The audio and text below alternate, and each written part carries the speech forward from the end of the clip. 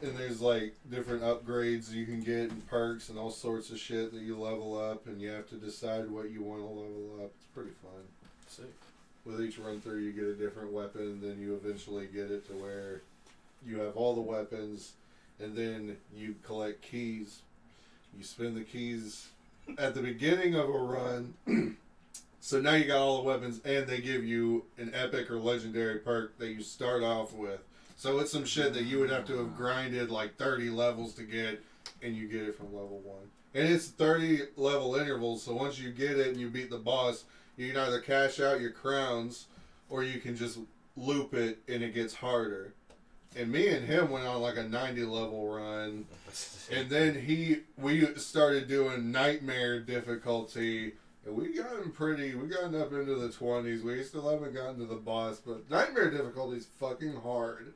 Like, if it's just 2 of y'all, like, the third level is, like, level 55 for normal. It's fucking hard. Dang. But it's a great game. I had played like that.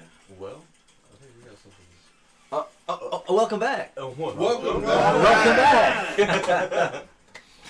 Welcome back, everyone, to StevieMillPlays. Thank you for tuning in. We were just talking some Rainbow Six, right? Rainbow Six and Crab Champions.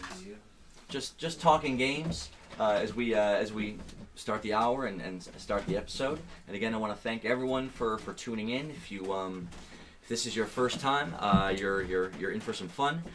If you're coming back to watch us again, I hope everything has been an exciting and fun for you. It has been for us so far, because we've been having a great time in this campaign. This D&D, somewhat of a facsimile, but we call it a TTRPG with the progressive D6 system. We've been playing now episode number 10.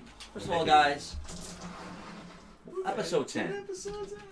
All right. Yes. We got the big 1-0, the big double digit. Pretty amazing. I want to thank you guys for just being absolute legends. Coming in here with your quartet of warriors and just, well, there's been some close calls, but I would say the group has done really well to work together in the face of all of the adversity that it's faced so far. It seems pretty well poised to encounter the rest of the adversity exactly the same way, if not with more, what's the word, poise, aplomb. But I digress. I'm Stevie Mill, your humble forever game master, here with a TTRPG of my own creation. My introductions aside, we're going to do a quick introduction of who you are, who your character is. My name is Caleb, and I play Irving, the blind monk. He is a birdman, so got a lot of options. I'm Drum, the Namekian Dark Mage. He's a Namekian, so got a lot of options.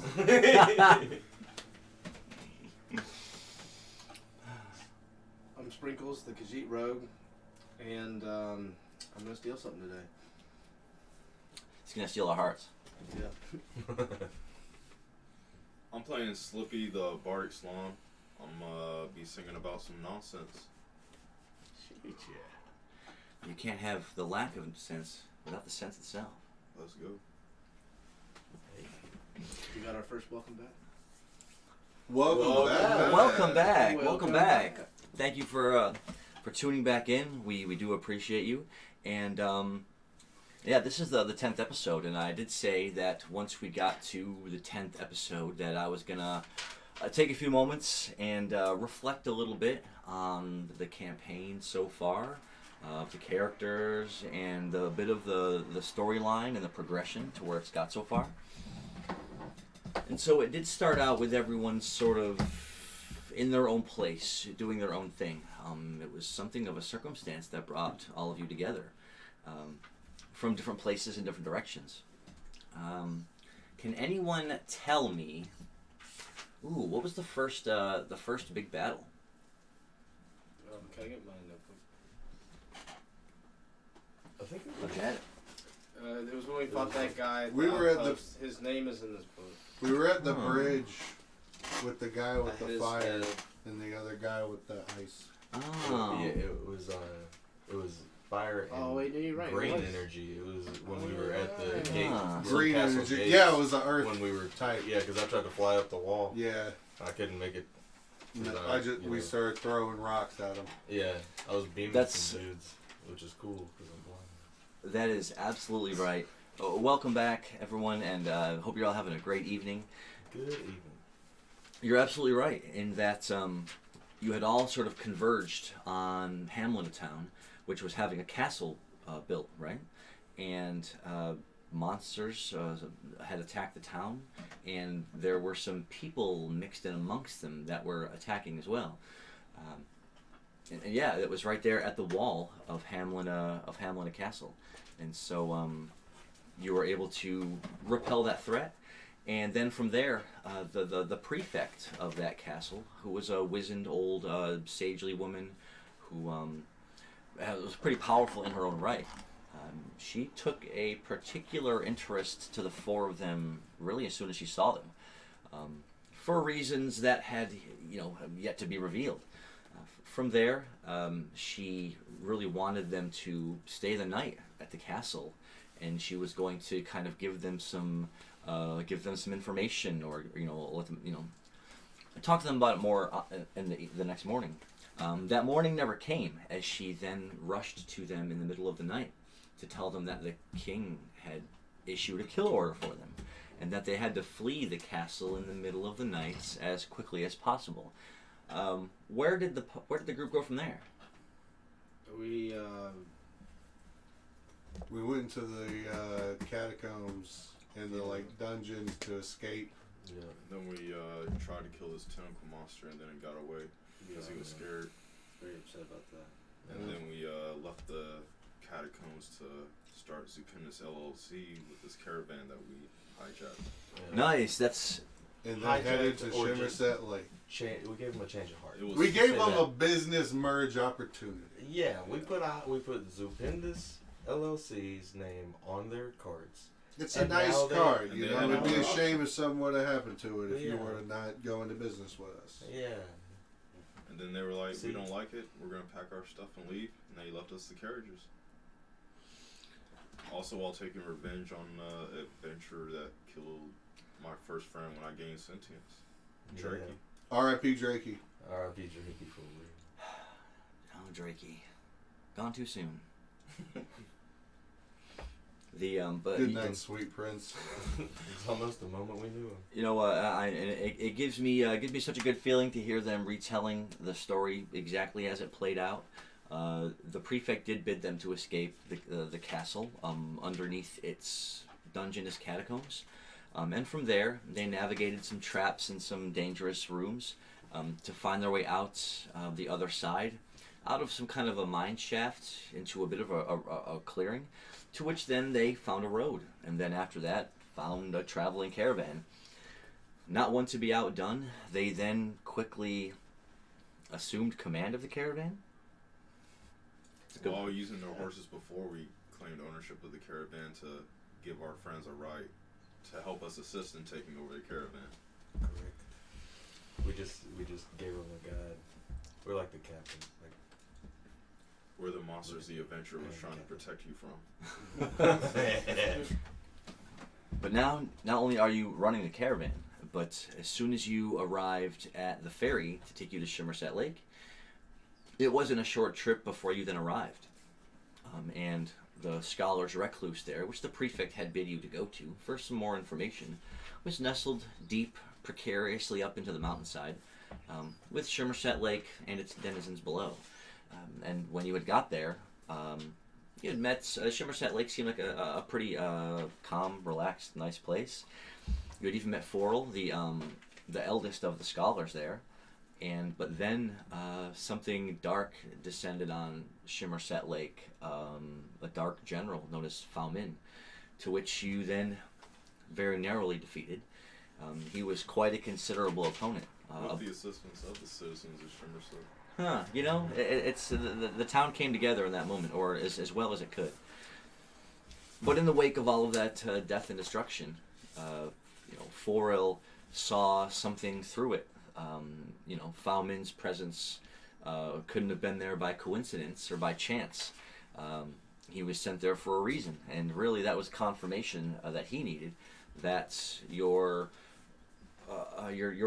banding together and was enough to trigger some sort of is what he called it. He called it a world spell. He said the four of you gathering together somehow created the activation of this eon's old world spell that had been created by the most powerful wizards of that age in the dawn of another time, when there were other civilizations that walked the surface of the planet that there's hardly any evidence of on this continent or anything that you've ever seen. And so taking that information in stride the best that you could, Forel mentioned that much of that information from that time is just too difficult to find. But there is a dungeon that he knew of underneath the city of Rekoppa, which is in the desert. He said that the dungeons there have been reported to be the oldest and most ancient dungeons that anyone had ever really discovered. So that's the direction that he sent you with haste, as he felt that Shimmerset Lake was soon to be under siege. So you left in a haste. He did secure you a trip on a cargo ship, to which you were on as we speak. You did, circumnavigate the continent, or about half of it, at least a ways, to get to Allrain Port, and really you were only there just some hours, enough time to handle some business in the town itself, before you had to head back on the cargo ship and make way across the Occam Ocean to Shunrin Port. From there, you'll have to make a short walking trek through the desert to get to Rekoppa City. And so that is the grand recap of 10 episodes. Again, the way Forel described the world spell as something that had been lying dormant for eons and eons, but something that was apparently so powerful even as it slept, that it's spurning things that are taking place on the world that are unexpected. There was a time where you wouldn't have to maybe worry about monsters on the road all the time, or maybe strange things just keep happening. And so, with your arrival, that was all he needed to be sure that the most ancient of texts and prophecies have sort of come to bear. And so it is, as the setting starts, we are on the cargo ship. It's been making its voyage across the Occam Ocean all night, and so your characters have been sleeping during this time. So the benefits of a long rest are withstanding, and so you will definitely be able to heal your HP and AP back up to full. We also brought that Door's kid with us, or Gotham's kid from the Tinker's shop. Oh, you, Egan? Mm-hmm. He was our latest recruit. He was a goblin. Did he have a profession already? No. No, he he didn't was want to just be a tinkerer. Yeah, he's a blank canvas. Okay. Yeah, he can be kind of whatever. Oh, the tabula rasa, as We they can say. get him trained to be a shopkeep or do something else. You got Like a options. scapegoat. Yeah. Ha! At the very least. He did it. So, the cargo ship again has been traveling across the choppy Occam Ocean all night. And I call it choppy because it isn't like the area right around the continent, so where the water is, somewhat churning here and there, but overall it's not. It's pretty navigable. But crossing the ocean itself proved to be a bit of a different story, as the four of you had slept below decks. You would try to sleep the best you can, but the intense sound of the waves slapping against the sides of the boat, it's rocking to and fro, really like it must have been encountering much bigger, much more tumultuous waves than it had been before, just trolling along the coast. Because it seemed like before, the ships that sometimes in the middle of the night would just lurch all the way back like this, as if the ship had been going up a huge wave. So we'll say that everyone roll d6. Start them out. Oh gosh. Okay. Slippy 4. Got knocked Sprinkles close 5. Ooh, that is Irving with a 6. Drum with a 4. So on a 6, I'll say, well, everyone rolled 6s, 5s, and 4s. Well, then in that case, Good old. although the ship's rocking was so intense, no one woke up. Even as your bodies, we'll say, Sprinkles was in the cargo hold, sleeping up against the wall, with his head down like this, with his back against the wall. As the ship was rocking to and fro so intensely from the waves, he's doing like this, like...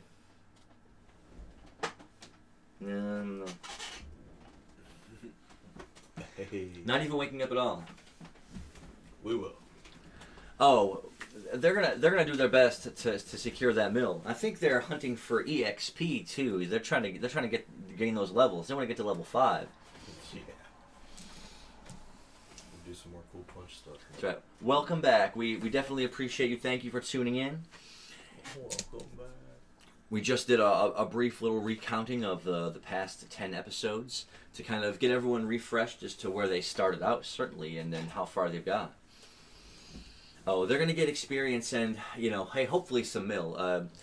Our Khajiit did vow at the beginning of the session that he was going to steal something today. Try. Yeah, dude. At least one thing. Right now, the only thing you're stealing is Z's, though. We Yeah. gotta wake up before you. But then, the clouds abated, the seas sort of calmed down a little bit going into the morning as they drew closer and closer to the other continent. To where, and we'll say, with these, I'll say that Irving was the first one to wake up. And so as he, reaching out along the walls to find the doorway, is going down the hallway and then back up the steps of the narrow ship passageway below decks to get to the top of the ship. He could feel right away that the ship was swaying and swooning, definitely different waters than what you had been used to. Coming up above decks, it's a bright, a bright, beautiful. You can feel the briskness of the wind brushing over your feathers. You can feel the sun's heat, just bearing down on you, and you can hear the crisp call of seagulls, and you can hear the shoring sound of the waves lapping against the side of the ship. As you're, and you can hear the busy sounds of sailors and deckhands around you, dragging things and calling out to each other. You hear the heavy whipping of the massive sails on the mast. So taking all that in a moment, you take a deep breath. Clean, salty sea air, just like it's been for the last 3 days. Nice. You've definitely, and you'll have to ask everyone else once they wake up. You were the first one awake, but you definitely are feeling a little cramped in on this boat for 3 days now. You cannot wait to get to land. It's just been it feels like it's been an age on this boat. I'll just start doing push-ups. Nice. Go ahead. Roll d6. Nice.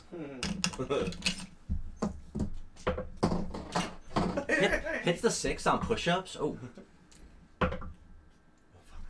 And 5. So yeah, that's you vigorously just dropping down to the deck of the ship.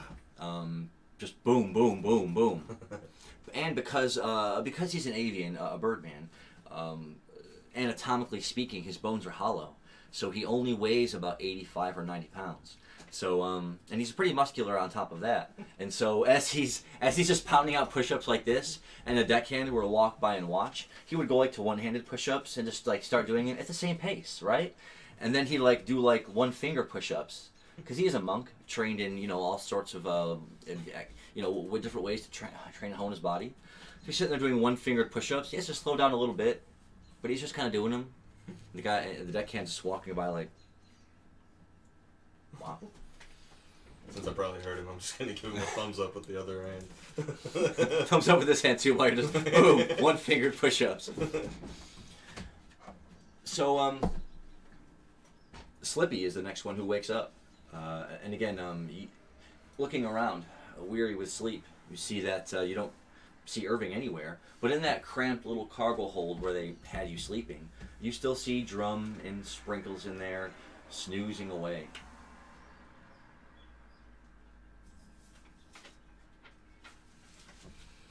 I'm gonna stretch and use predate song.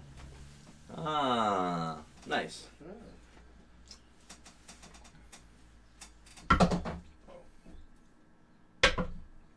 Oop, that's a 7. Cool. So, and we'll say that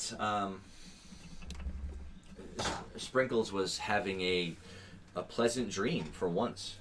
He's been having some bad dreams as of late. But he was having a dream that he was actually, chasing after this big rolling ball of something. Hard to tell what it was. Claws extended, the thrill of the hunt coursing through him. He feels himself pouncing at it. And then all of a sudden he just hears a...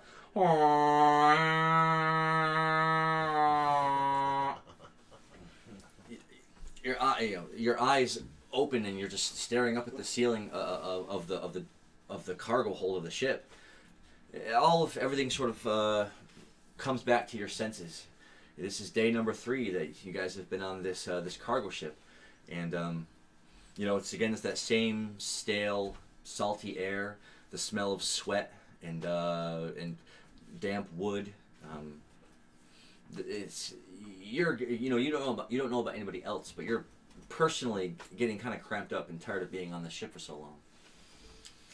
And as this loud, blaring sound brings you out of your sleep and you sit up, Slippy is literally just about 1.5 feet away from you, just instruments out, just laying the whale song out, and this is echoing off. It's a pretty small cargo hold, echoing off the walls. I would say it got pretty loud to where probably everyone on the ship, even above decks, would be able to hear it because the sound reverberates off the walls and of the ceilings because of how loud it was. As you kind of stand up and you stretch, you just have the sudden urge to, you just want to steal something today. The Slippy definitely woke you up, and you were sure that Drum was going to be woken up too. But as the two of you now kind of look over at him, he's just kind of sleeping away. Get up and get out of there. I start organizing the cargo, so it's just blocking Drum. Roll a d6. Roll a d6. Cool. Look at you go. That's a 3. So you spend the rest of that turn moving some of the big barrels and trying to balance one of the boxes across the top of it. Just trying your best to push and slide it around. With your strength, you're able to move some of the things around. But as the turn ends, you guys are both going to head above decks. Yeah, I was leaving. Okay. It's going to put you above deck. As soon as you finished, with a 3, you did what you could. And, well, he hopefully may be in for a surprise if when he wakes up. So, taking your leave and heading above decks, Drum had ended the night before in a peaceful meditation, as he likes to do when he's getting ready to go to sleep. And he was expecting the same kind of foul dreams he's been having almost every night. Dreams where he's sparring against a darker version of himself, or he's a darker version of himself, and he's, it's all these same kind of variants of dreams he's been having night over night. But this time it was actually really different. This time in this dream, he was almost like trying to move up, make his way up a mountain. And it was snowy here and rocky there, and you feel like you're already tired, your arms and legs weary. And then there's a shimmering light towards the top of the mountain. You expect to see some face of a deity, perhaps, or a saint. But it's that old prefect that you had met in Hamlin Castle. She gives you a warm, sunny smile and holds out her hand as if to help you. Do you take it? Of course. So you reach up, and as soon as you expect to, and she's smiling so warmly and so friendly at you, welcoming you, you reach up, and as you reach out and you're about to take her hand, you expect a feeling of warmth and of compassion and of serenity. But as soon as you grab hands with it, the sky goes dark. You feel a lightning bolt of energy jump inside your body, and she says, "I'm gonna cast it out. I'm gonna cast you out." Just then you wake up, right? Ah! In a startle, you go to bring your head up and you bump into a crate. Oh! Ah! Somebody had left it hanging over a barrel they'd set on the side of you while you were sleeping. Oh, who does that? Sounds like self-inflicted damage to me. Taking you a moment to realize what just happened. Yeah, a barrel here and a barrel here where you were kind of sleeping, and then a crate stretched across. It made your head kind of hurt a little bit, but you didn't take any damage. Nonetheless, I want to go fishing. Scooting out from underneath the makeshift little cubby someone had made for you, you do make your way out of the cargo hold, and as you get to the above decks, it's a beautiful, picturesque, sunny morning, with the occasional bird here and there, and you can even see now a ship dotting the horizon, and another ship over here far off in the distance. You must be nearing your destination. And now it's the point where you see everyone. You see Slippy over here on this side of the ship. If you were to look further up, you would see Sprinkles up here. And if you were to take 2 or 3 steps around the mast, you would see Irving, muttering something under his breath, just pounding out push-ups with one hand as you approach. As you approach, you can all of a sudden hear 497, 498, 499, 500, 501, 502, 503. Stop lying, Doug. Don't flatter yourself. I'll just give him a peace sign and keep going. So as Irving continues to pound out one-handed push-ups on the deck of the cargo ship, and I'll let you roll another d6 for that, because you've been at it now. This will be going into your second turn. A 2. No. Well, slowing down some. Yeah. You can continue to do that, or you can try to do a different kind of a workout if you're trying to train your body. Start doing squats and then I'll go to those. So you're going to be and actually, if you want to Perfect form. So roll one more d6, for this, because this will be let's see. A 1. Jeez, my legs. I got chicken legs. You had the My great. leg. No, well, you did have the did have the amazing idea. Yeah, doesn't this mic sound so much better, Okana? Doesn't it sound? I hope it sounds amazing. Give Okana the shout out too for donating this fantastic microphone that you can't see, but we can definitely see. Yeah. And Shout out O'Connor. Beep, beep, beep, beep, beep. Damn. We sound appreciate it. We electrifying, definitely bitch. appreciate it. You can brag all you want on that, because you did. It was the one that hooked us up, so. It's right off camera. Oh, it's so worth it. So worth it. We definitely appreciate it. Yeah. It's doing good. Yeah, and I'm glad. So even if so say for example, if Levi says something in his normal talking voice, say he says, Welcome back. how well can you hear that? Because I even doesn't like a motorcycle going down the street, and that was kind of loud. Welcome back. So you can hear him when he's just over there, just Welcome back. okay. Just want to make sure. Can you hear who it is and the position of the person? A little that's low. nice. Ooh, a little low. Is it a little low? Well, we can. Was Levi? Was Sprinkles a little low, Or might or have been. Who knows? he said 10 out of 10. Sick. So you did have the idea to go up to the top of the crow's nest, right? And from there, you were going to do squats up on the crow's nest. Okay, you did hit a 1, so you are going to get the squats done, but well. It's gonna be bad. So, Nice. and so Irving does scramble up the mast and the rigging to get to the crow's nest of the cargo ship.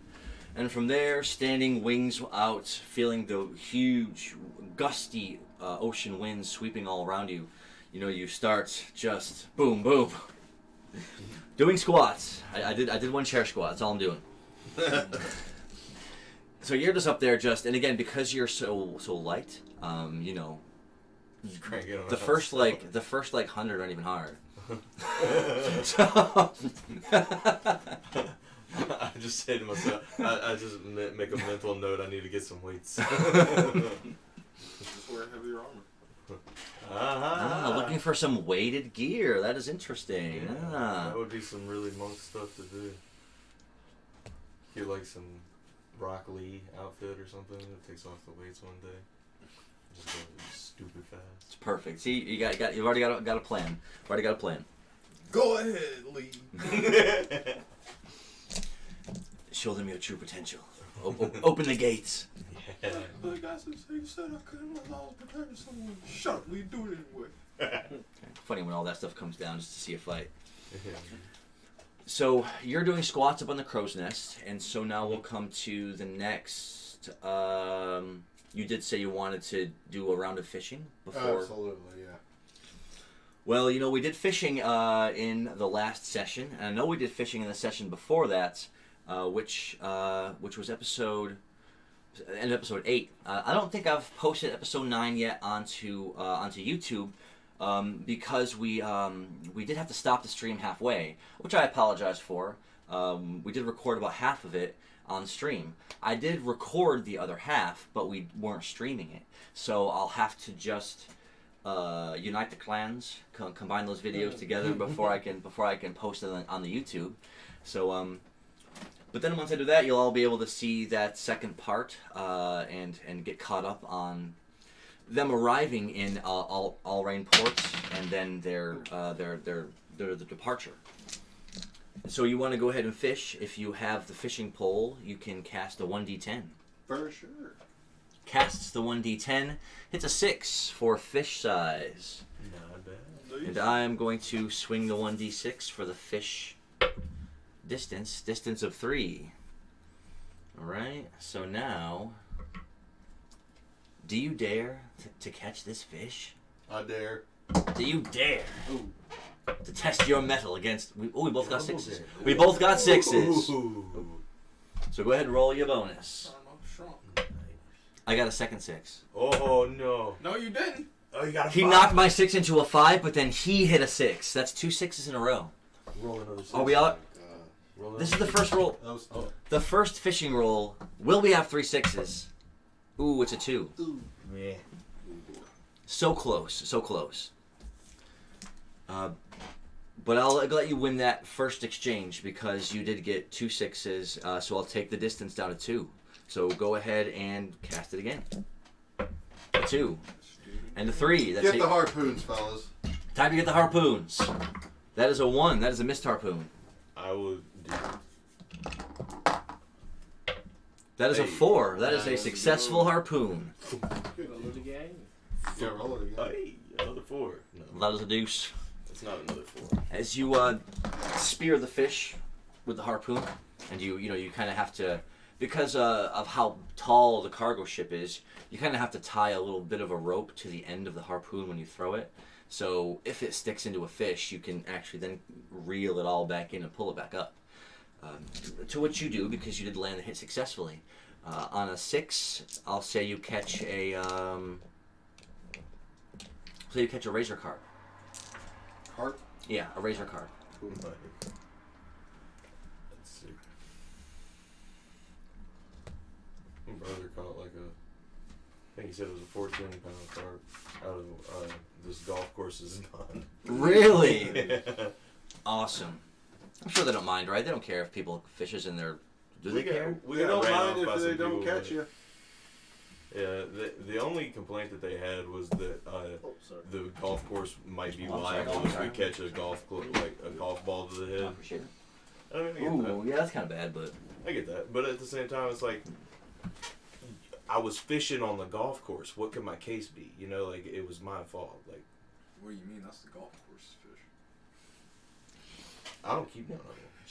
Oh, man. It's Just still play there. dumb. Just be like, I had no idea it was a golf course. I just thought it was a really, really well manicured. I just thought lawn. this was the coolest lawn in the world. I didn't know.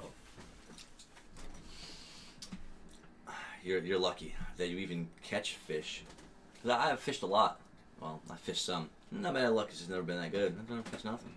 When we went there the first time, I caught myself 18 bass, My buddy caught 22 bass, and I think Hunter caught. I think he said he caught like 14. Golly. Dang. Holy flip. Lots of fish that day. They'll be messing around out there. I'd be lucky to catch a fish in a day. One whole fish. I'd be excited if I caught one. Dude, we just gotta go sometime. I'll put you on the fish. Maybe. I can't You know, it swim. is still fishing. It's not catching. The fish, I don't know. The fish probably gonna drag you out They there. got the home field advantage. He sees these merfolk are gonna kill me. Yeah, a shark can climb over and pull me off the boat. That's fair. Dude, we'll just make sure we got a fishing hook with you, so you can hook him and we'll just reel him in. It's been the strategy before of your own design, which I Right? A commend ton you of for. fish. It's just 20. Who catches 20 fish in a day? Who catches 20 fish in a day? That must literally be like 3 or 4 fish an hour. You fished all day, right? It was I caught the same fish one time. It was a hole right here, and then my fishing hook was out the top of the other side. I don't know if it was the same one that I caught, but as soon as I threw it back, it sprinted back for the same spot I hooked it in, and then I threw it in the same spot just to see, and it definitely hooked up in the same spot. So I don't know if it was the same fish or Dang. not, but it was. They be holes. training those fish. Right. Yeah. I think Dang. it was just on the That's on amazing. the bed or something. I know if you cast a net out fishing, you can catch like a bunch at a time, especially out in the Atlantic. That's the way to do it. If you're Yeah. gonna catch like game Cast fish them. to eat or to sell, just throw the nets out. Bait fish, Yeah. you'll never have to buy another can of worms. You know, just throw out a cast net every now and then, find a good spot where they're spawning. Granted, I don't, check your local listings because I don't know if that's legal everywhere. Huh. Oh yeah, that's a good point. That's a good point. Make sure y'all have your fishing licenses with you too. That's You have to have that to fishing game? I don't even know. I really don't even know. I just said it. Oh, in this game, 50 millicast. in this game, no license is required. But in the real world, well, you never. I really don't even know the rules how that works either. So. Who's going to enforce that on Somerset Lake? That whale? One we ate? Oh yeah, well, the fish that you caught twice really wanted to be a fillet that day. Yeah, dude. I said, no, you're gonna go back, and one day you're gonna be a 7-8 pound largemouth. Like, I'm tired of all this You know, food they've been get trying to you give me all this time. Who eats golf balls? There's going to be a singing bass on the wall. Give me that fillet of fish. Right. So, Drum did do a pretty successful and a pretty quick reel of that fish with the help of the harpoon. So it would come around to Sprinkles' turn. He was at the more towards the bow of the ship, craning his eyes out ahead, trying to see the ever-distant view of land off on the horizon. We should be there relatively soon. You haven't heard much about this continent, except for it's on the other side of the ocean. There's a desert port there called Shunrin Port. And then from there, it's a bit of a walk northeast to Rekoppa City. You don't know much more than that. So you were just trying to see if you could get a bit of a view. And now it's your turn. Okay. Is there anybody around? Is anybody around? I mean, anybody that's not. In He's the party. blind one, not you. I'm in the crow's nest. Well, I'm not talking about like my teammates. No, he's talking about NPCs. NPCs. Are there any NPCs scouring the ship? Of course, a cargo ship this size does have to have at least a dozen deckhands working above and below decks at all times. So there's always going to be a couple of sailors and deckhands around you working on something. Doing NPC tasks in a slow circuit that if you watch them for 40 or 50 seconds, they'd stop it and repeat it again. Okay. So I'm gonna pull out my fishing pole and act like I'm going fishing with Drum, and I'm just gonna slip my other hand in somebody's pocket while I'm walking by. Ever the guiling rogue. As you want to walk over here next to where Drum is fishing. Or like on the way towards it if I can. Okay. Drum, you're not going to help distract him? Hey, I'll He's distract. fine. He's catching a fish. Let's distract him. Hits a 2 on the pickpocket.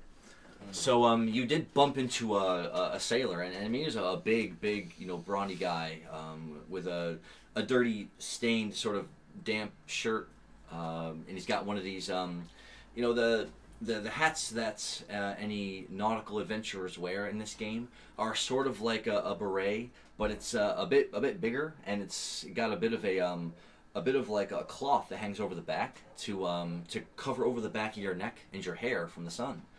And so that's what a lot of sailors and deckhand types wear on a lot of ships that you would notice and see. And so a lot of them have a very similar look, and they're NPCs at that. You did bump into him and try to take something from his inventory. On a 2, it definitely failed. This rough and tumble, salty ace sea sailor reflexively just tries to punch you in the face with a 1. Roll to avoid. You reached in his pocket, man. Can I let him punch me in the face with the 1 and just try to pickpocket him again? And just let the one he's using to hit me in the face be... I'll take the damage, but he'll probably be distracted, right? Yeah, I mean, you reached in towards his pocket, and he reflexively just turned and went to swing at you, right? Yeah, with the 1. With a 1. So if you're not going to dodge it, then drink up. No, that was cool. If that on that 1, if you kind of let him hit you with it, then you just take 1d4 damage. And I get to pickpocket him again. It's 2 damage. And as you reel back, boom, from the strike, you step back 2 or 3 steps, feeling a little blood trickling down your lip. He says, "Try to take something out of my pockets again. It'll cost you your life." So did I get the attempt?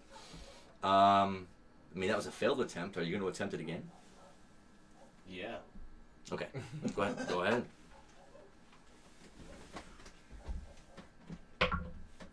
A 5. Ooh, and he did roll a 1 this time. So as you put your hands up and you say, "Sorry about that," and I actually just tripped.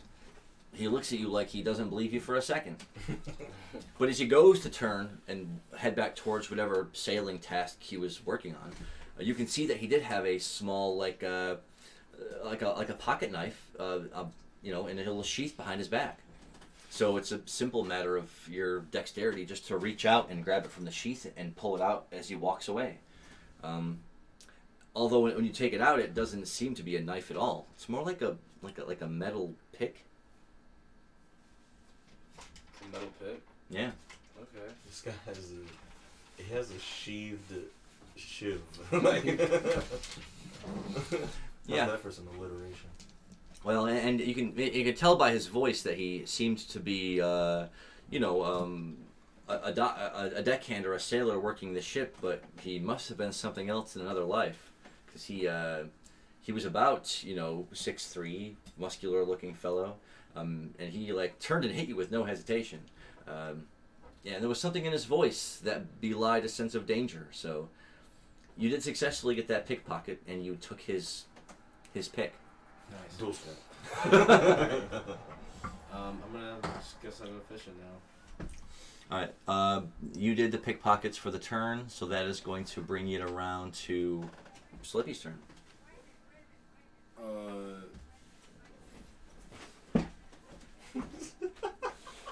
Maybe we should wait a minute, guys. Maybe we should wait a minute. Maybe we should wait a minute. Wait a minute. Maybe we should wait a minute. Maybe. They probably didn't hear that. Maybe you did. This microphone is pretty good. Did you hear people talking outside? Somebody said kill him. Yeah. Okana's ready to see some fighting, which they've been on this cargo ship now for 3 days, and so if they broke out into a fight, it wouldn't surprise me at all. I don't want to fight him. Dang, you're ready to go for it. Where's Egan at? He is you don't see. Well, actually, go ahead and roll a d6 for an investigation. A 6. Hey. Roll it again. Oh man. A 2. So you scan the deck of the ship and you don't see him anywhere. He must be below decks. I'll go below decks to look for him. So going down to the second floor below decks, and these you know where the kitchen is off this way, and some of the larger rooms where the people who spend money on rooms on this cargo ship might sleep.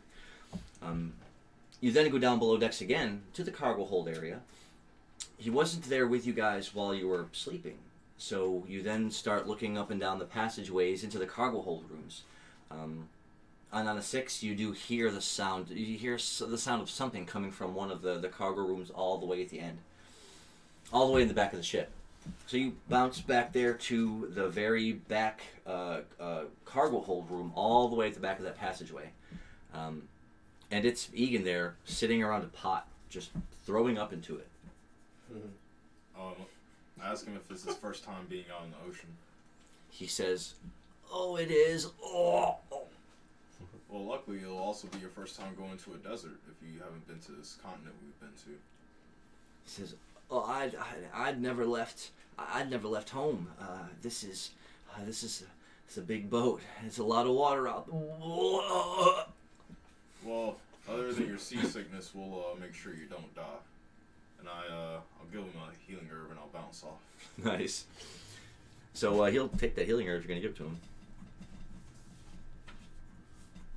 And I'll also give him 10 pounds of whale meat. As soon as the smell of whale meat reaches his nostrils, he then goes right into the. Yeah, I told him to take that to the chef in the kitchen, so it doesn't cause you to throw up anymore. That way you have some sustenance on this trip. Once you feel like you're not gonna throw up, you can come up to the top decks to train with us. Yeah, he'll be rolling some Constitution rolls to see on that as the turns progress here. Also, I give him like a hearty pat in the back. You hit him on the back. He's sweating profusely. I didn't know you were Islam too, kid. Oh yeah, you leave Egan alone with his chamber pot as you bound your way back up the steps to get back above decks. The air below decks, you know, after 3 days is stifling, stale. You know, and again, you don't know about anybody else, but you've been on this ship now for more than a couple days. You're ready to see some land. Like, you're pretty ready. Just the feeling of the vastness of the ocean all around you.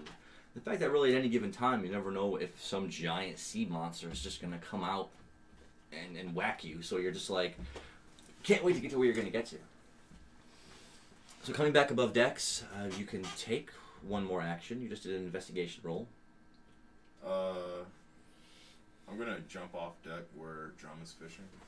So if you go off this way, are you going to fasten anything to yourself, like a rope or something? If the ship gets too far ahead.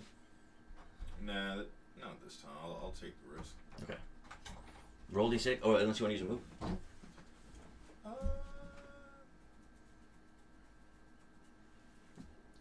No, not this time. Okay. That is a 5.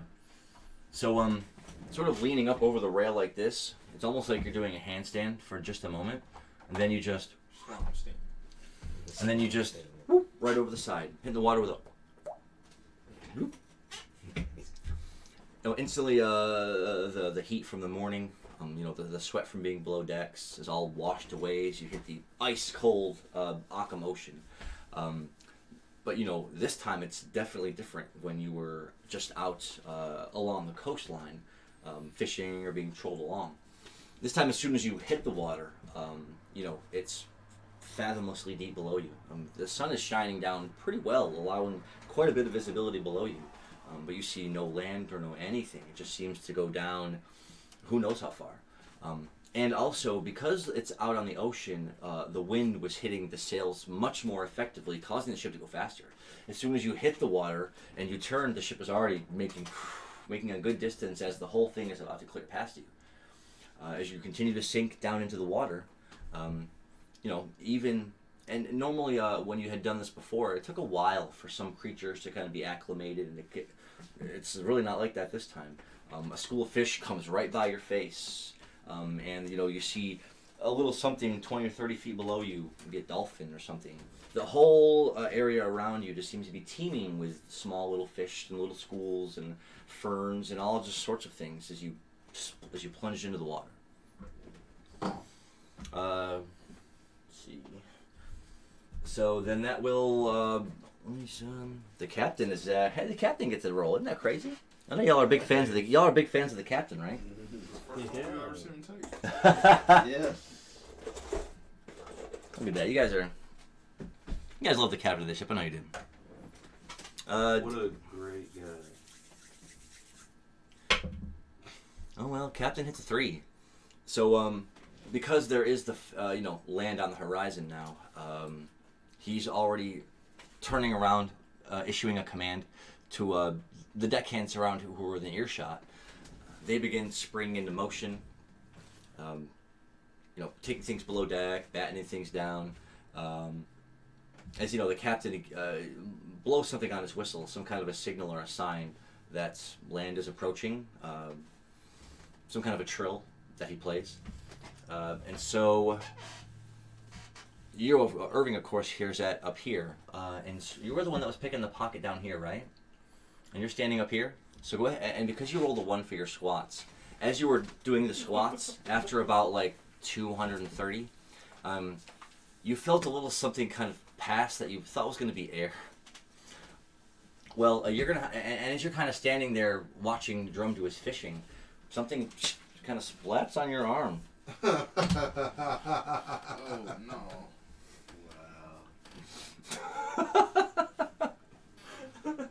Look out below!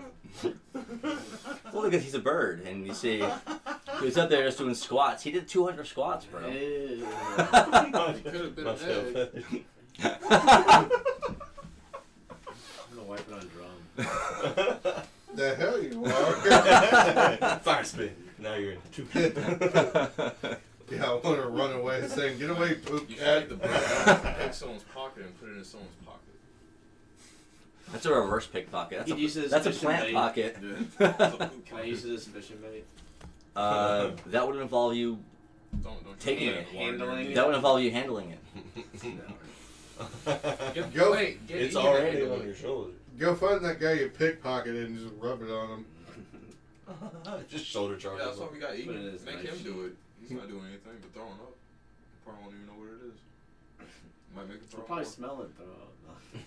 Either way, I want to walk away from the cat. Yeah, I'm getting rid of the poop. How? Just gonna throw it in the water. So you roll a d6. You walk over to the rail of the ship, and you roll a 1. As you went to quickly brush it off your arm and your shoulder, it really just seemed to smear it. Sorry, you rolled a 1. I rolled a 1 too. So it wasn't the. I mean, you can always hop in the water and take a bath. Well, it's just one of those things that just kind of happens. It's just kind of random, it just kind of. Just take shit. Chill there, shit. How's the pins? Yes, we're just animals. You grab a rope and jump off the side and try. Yeah, there aren't any humans in this party. There's no humans. And what? Do we need humans in this party? We got a cat, a slime, a Namekian, And an avian, and, a and a birdman. birdman. And even our recruits are random other species. Yeah, Yeah. even the recruits. I think. I think Sting and Kling, are they the only 2 humans? Yeah. Wow. And they don't even go out on the adventures. No, they're homebodies, shopkeeps. So as you kind of made a mess, you have to go below decks and get some water to kind of wash this off with. Really? No, you don't have to. You actually don't have to. You're right. I shouldn't be presumptuous. You don't want to keep it. That is your prerogative. Do you have any somebody jars? No, clip I'm that. gonna Somebody go clip that. clean it off. Do you have any jars? No, clip the part where you say I'm you're not gonna gonna keep it. keep it. He's gonna keep it. God, I'm not doing that. I'm gonna go wash it off. Well, that would make for one heck of a Molotov later in the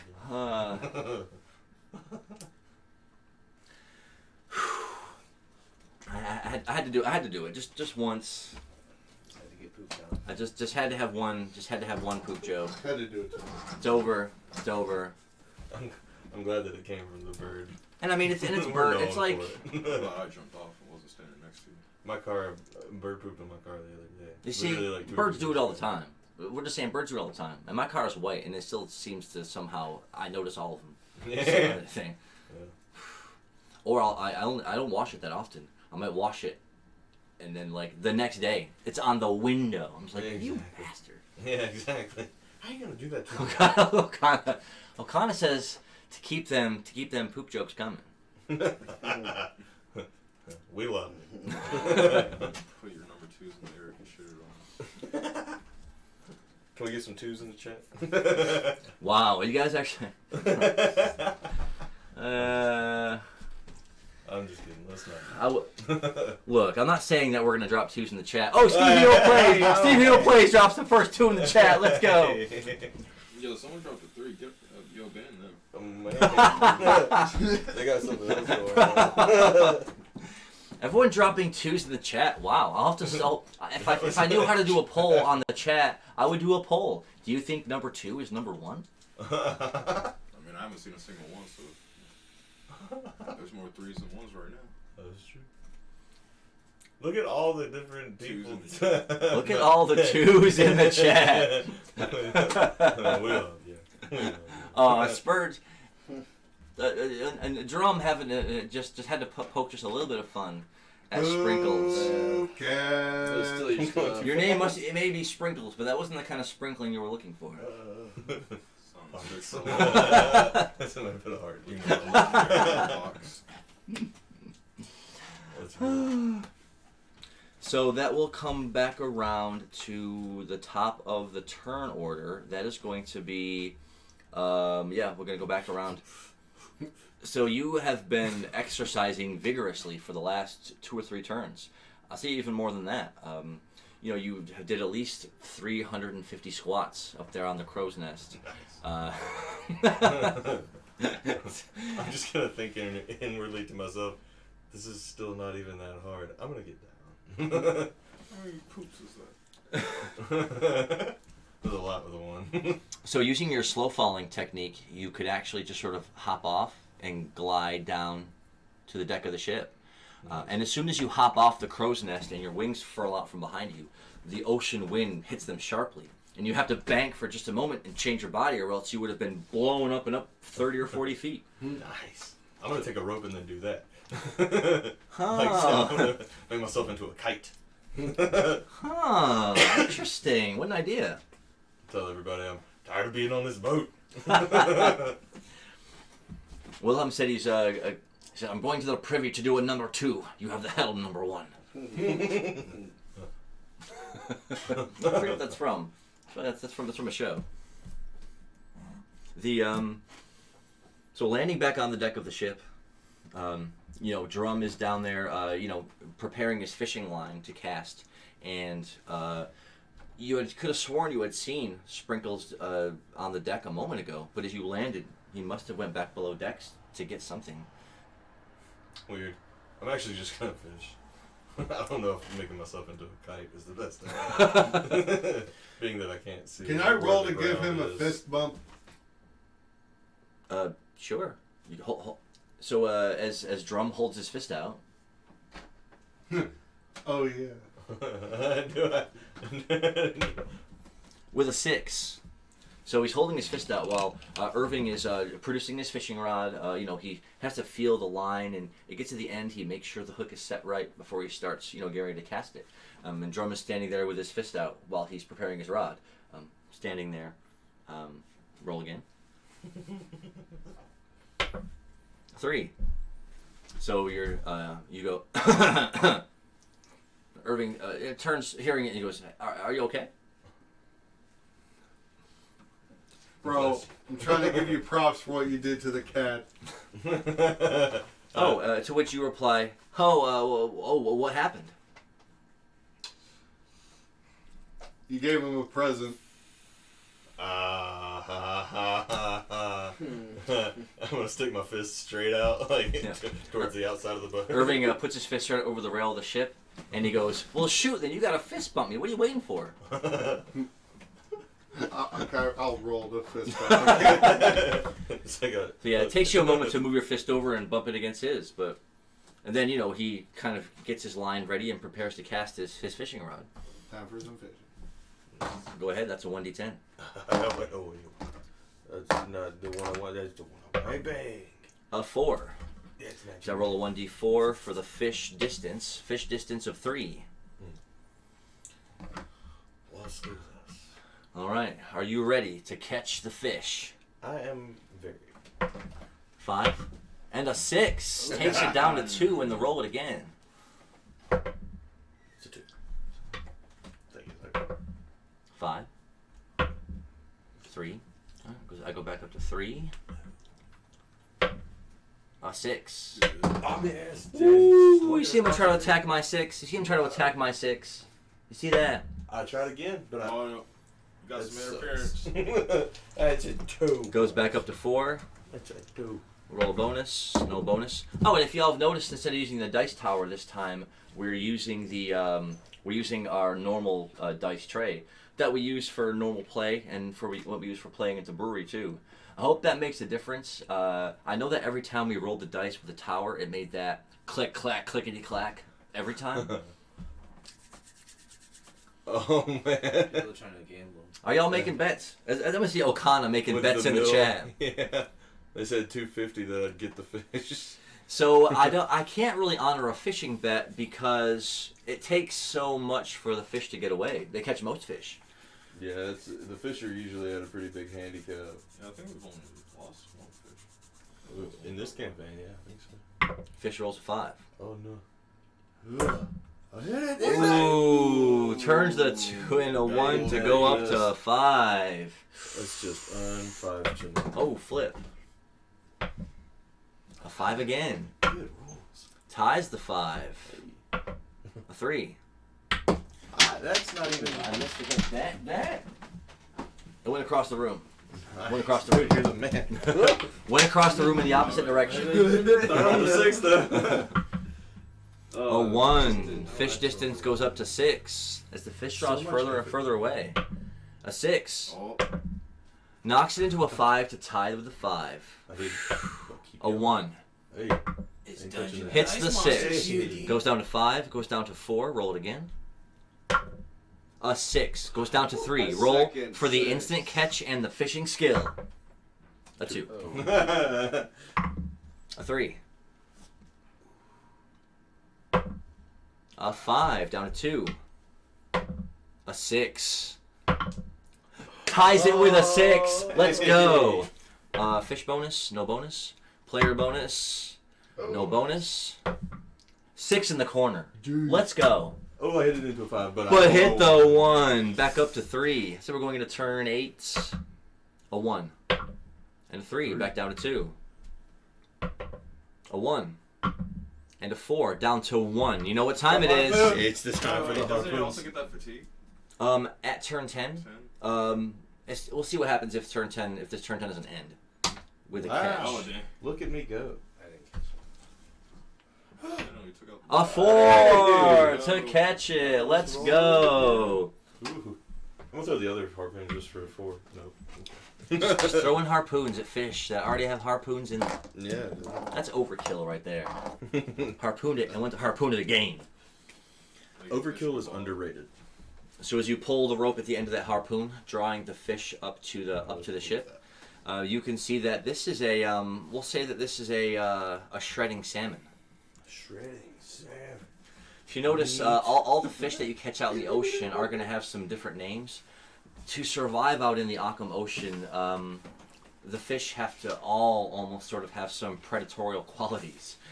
So all the fish that you're going to catch out in the ocean like this are going to have sharp teeth or barbs or spikes or something.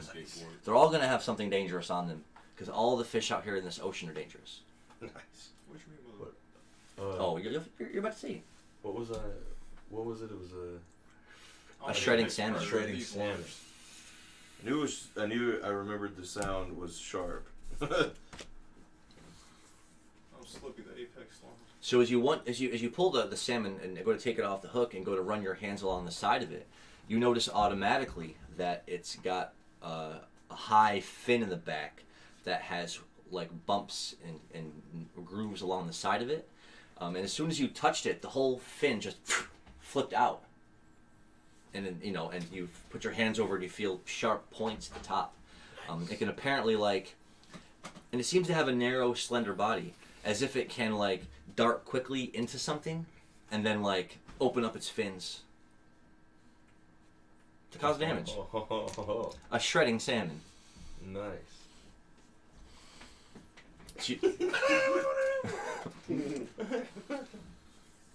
So now, with that successful fishing, coming to Sprinkles' turn, you had to go below decks and swing by the kitchen to get a ladle of water and a bit of a bin to kind of clean yourself up a little bit. Mm-hmm.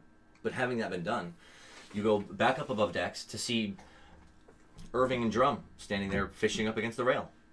I'll use my fishing rod and try to catch something. You know, I have no idea that the simple act of fishing, a mini game inside of a game, would garner this much popularity. Hits the 5. People spend hours doing it in Zelda. It's true. 4 for the distance. A 3 snags it by 1. Takes down a 3. I forgot my fishing ability. Oh, look. Hey, I usually can keep track of a lot of abilities, but I can't remember them all. You'll have to remind me if you have a skill or an ability I forgot mine. that takes a precedence, especially when you're fishing, because... I technically forgot the snag. Oh yeah, you Throw had on my the first dice. catch of the day. Well, I didn't forget the snag. Yeah, you did, man. But as you guys pick up more passive abilities and stuff, make sure, and if you guys get pluses to things, or, make sure you remind me too when you're running in to do your moves and stuff, so that I don't forget. I don't think this character even has snag. This one has. Oh, it's Rue that has snag, doesn't it? Yeah. Wow. That's why I didn't say it, because I didn't have it. I'm having that Iraset syndrome. That's what I'm having. So it starts out with a distance of 4. The fish's size is a 5. Let's go. A 1. And a 2. You barely got me. Down to 3. A 1. Ties the 1. Man. All these low rolls. I'm so happy. I roll another 1. I keep rolling 1s. I got another 2. Let's go. You're down to 2. It's not right. Look at all these 2s. I hit another 1. Oh my god. I'm rolling just like a DM tonight, folks. Folks, you saw it here. He's down to 1. I'm rolling like a DM for sure. Oh, get the harpoon fail. Wow.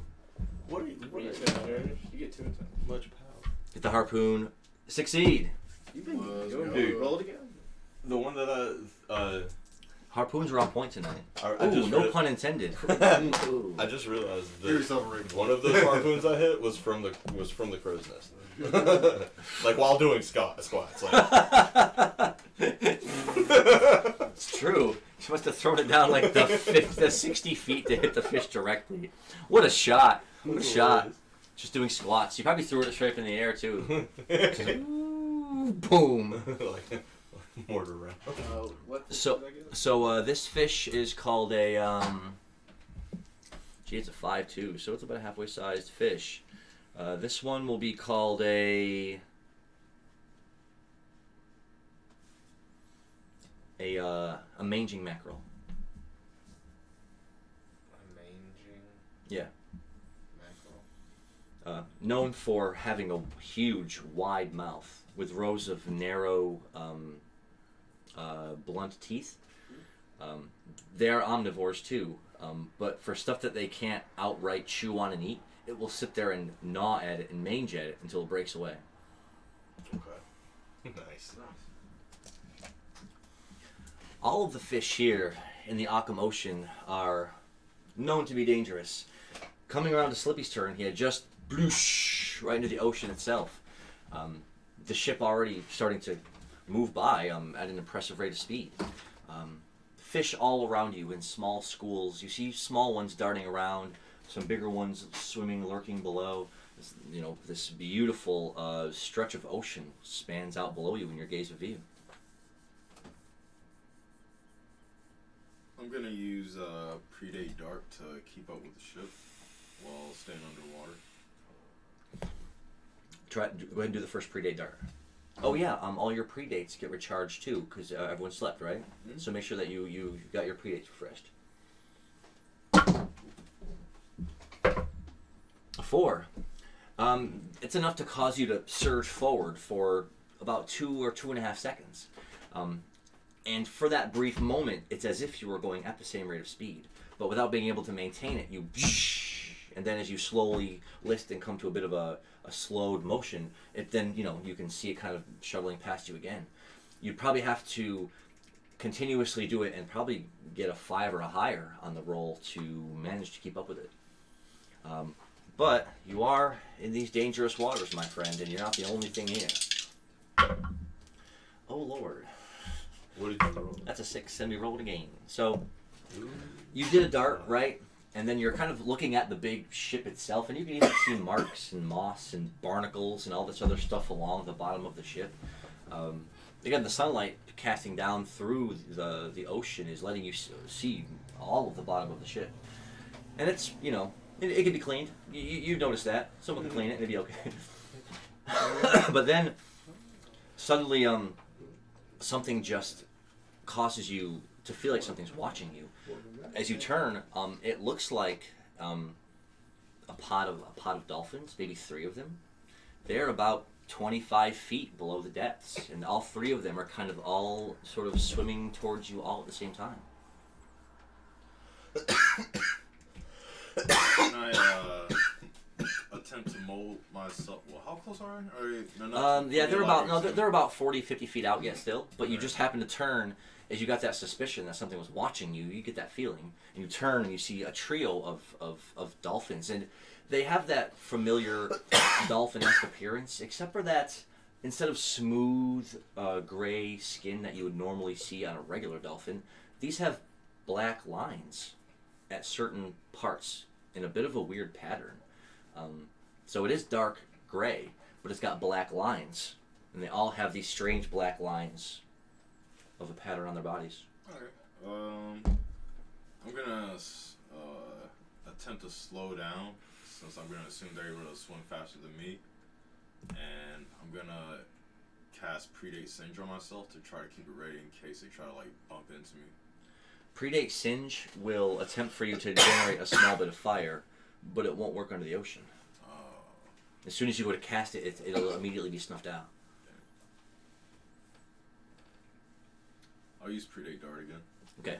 Going towards the dolphins or to keep up with the ship? To keep up with the ship. Okay. A 1. This time as you try to surge ahead, you only move for just a brief moment. And then as your dart sort of ends and you settle back into your motion, the ship now to where you can almost see the end of it coming up past you now with its speed. Turning now, looking back at these trio of dolphins, they're all just sort of swimming towards you at the same time. But now they're letting out, you can hear them letting out clicking and beeping sounds. Oh, can I use Copy Tune?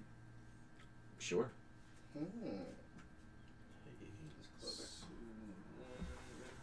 A 5. You're not able to copy it, but as you instinctively, upon hearing a little tune or something like that, you're just the type of character that automatically tries to see if you can mimic it anyways. So you're kind of going trying to make clicking sounds with your mouth and seeing if you can match it. As you turn, they all of a sudden, in response to those sounds you were making, sort of fan out, with one of them heading straight towards you and the other 2 breaking off into one direction and the other. As they edge 30 feet and then 20 feet closer, they start clashing my slimy nubs together, and I do this to them. That's fair. That's great. I'm the apex slime here.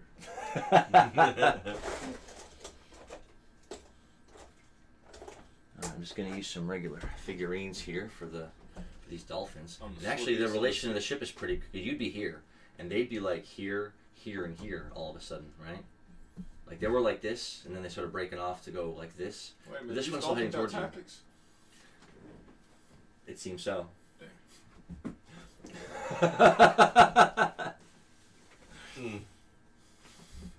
'Tis true. Good day. Might learn something if I eat them. Ah. Ho, ho, ho. So, as you turn to get a sense of how fast the ship is going to be pulling ahead of you, as you turn to try to engage these 3 dolphins, it will come back around to the top of the turn order. And again, now as you're drawing closer and closer to land, if Jerome were to look up towards the front of the ship and look out, you would see now it is drawing closer, and you can now see another ship and a ship and a ship.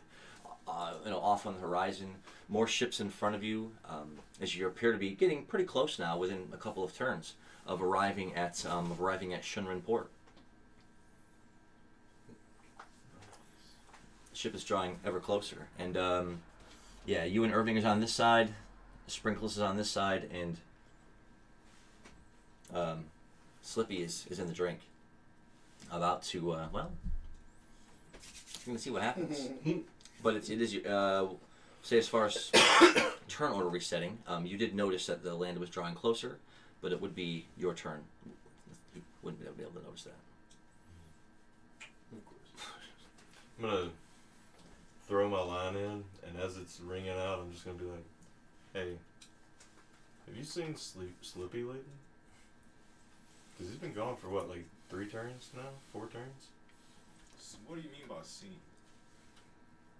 He was asking him if he's seen you. Yeah. I was asking what you mean by scene. Have you noticed his existence lately? Not a little bit, but I think he's all right. He's doing Slippy things. That's what Slippy does. Hey man, you got to enjoy this beautiful ocean water, For sure. If I wasn't so feathered, I might take it. You can enjoy the ocean air. I have. It's very nice. He was up there working out early. Early bird gets the Poops on cat.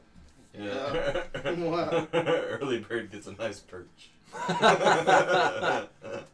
A nice perch. So yeah, with about a turn or two before you're going to be getting close enough to where I can start the event to where you're entering port, you can take another action. Well, I think by this time, my hook has probably already hit the water. So I think I'm just going to throw a D10 if I can. Alright, cast that D10 out. Sick. That is a 3. Dang, it was I'll so roll close the to 1d4 for fish distance. Distance of 4. Let me roll a bonus on that. No bonus. Distance of 4. Fish size 3. And I'm doing more work than it's worth. let us begin. Catch the fish. A 4. Hops over it and hits a 1. wild. Hopped right over it. Dude, that was crazy. Up to 5. I've done that in pool quite a few times. 4. Hits another 1. Now it's my turn to not hit the 1s. Look at this. 4 to 1, Distance 4 up to to 1. 6. I have this one. 5. Bops it to tie 3s. Crazy. Now it's my turn to hit a 1. Alright, got time to capitalize. It's a 3. Hey. Takes it back down to 5. Oh, come back here. A 4. Hits the 6. Goes back down to 4, and that's a roll it again. A 5. A 3. Back up to 5. Let's say we're going into turn 5. 2. Hits a 6. That's 4 away. Down to 4. Down to 3. And you get to roll it again. A second 6. Down to 2. This is for the skill and the instant catch. 4. Almost, y'all. Almost. It always feels like that moment that you miss the A whole 4. week off. It's like, oh. And ties the 4. 5. Oh. Takes it back up to 3. Jeez. 2 to 4. Turns down to 2. 4 down to 3. Goes back up to 3. Going into turn 9. We're almost at turn 10 already. Top rope. It didn't work. Hey, down to 2. A 2. And a 3. Down to 1. Who will cast the harpoons? Wait, what did you cast so far? 2. And a 4. Hey, Sprinkles gets the harpoon. Let's go.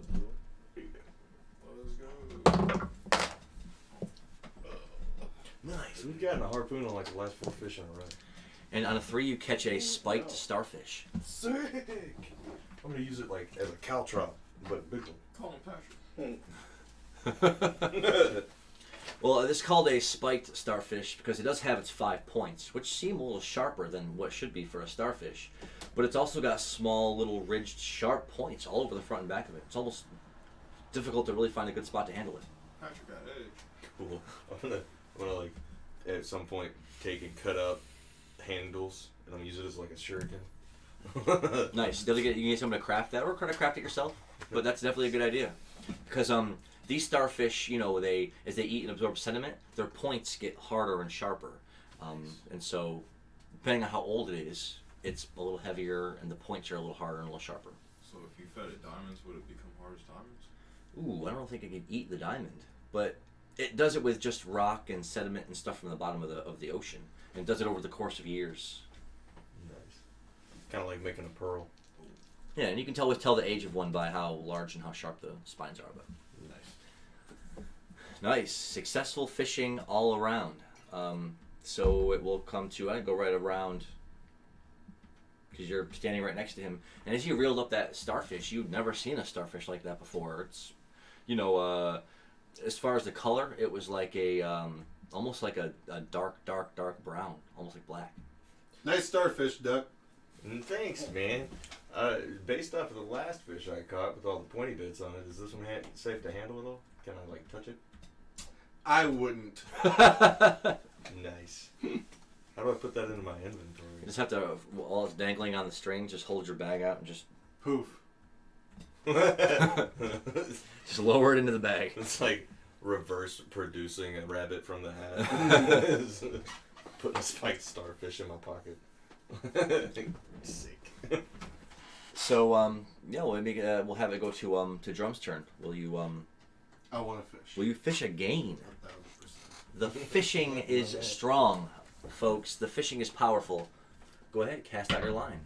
That is a 9. A big 9. That means I can roll a d8 for fish distance. Fish distance 1. Oh, let's go. Get the harpoon. Unreal. back. It's the harpoon. Are you kidding me? Whoa, That's all the harpoon. that Easy was dubs. crazy. That was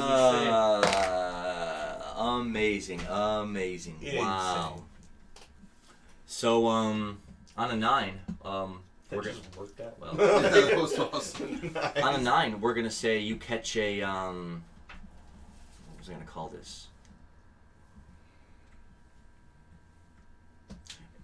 It's called a shifting dolphin. And it's gonna cut to your turn now, because as these 3 of these were kind of making a position around you, and you were like checking how much breath you had left, preparing your moves and stuff. Like, are they gonna fight you or what? You're not sure. One of them just happened to kind of see something and be distracted, and as it went to wander off into the water, it suddenly started getting pulled towards the ship. Did it just get caught? I should have asked him for a rod. Dude, you gotta get out of my head. Like, when he rolled a 9, I was like, he's gonna catch one of them freaking dolphins. So this dolphin is large and gray. It's about 5.5 feet long. But you notice that as soon as you catch it and it flops up onto the deck, that it's sort of flapping a little bit. And it's got that normally smooth gray body, but with black lines all over it in a strange bit of a pattern. The most incredible thing happens as all of a sudden, if you think about all those little sections of its body inside of the black lines, they all poof, puff out at the same time. Poof. From out of its head, from out of that section, comes like a little horn. Poof. Jagged teeth go flipping out from underneath its mouth. Choom choom. Fangs. As it shifts into some kind of a bigger battle form. On the boat. Am I tripping? It got caught, and then like as a response mechanism as being out of the water, it just started flapping around, and then it did it. Like it like its whole body like expanded out, and you can even see in between the lines now, because its pieces have expanded out.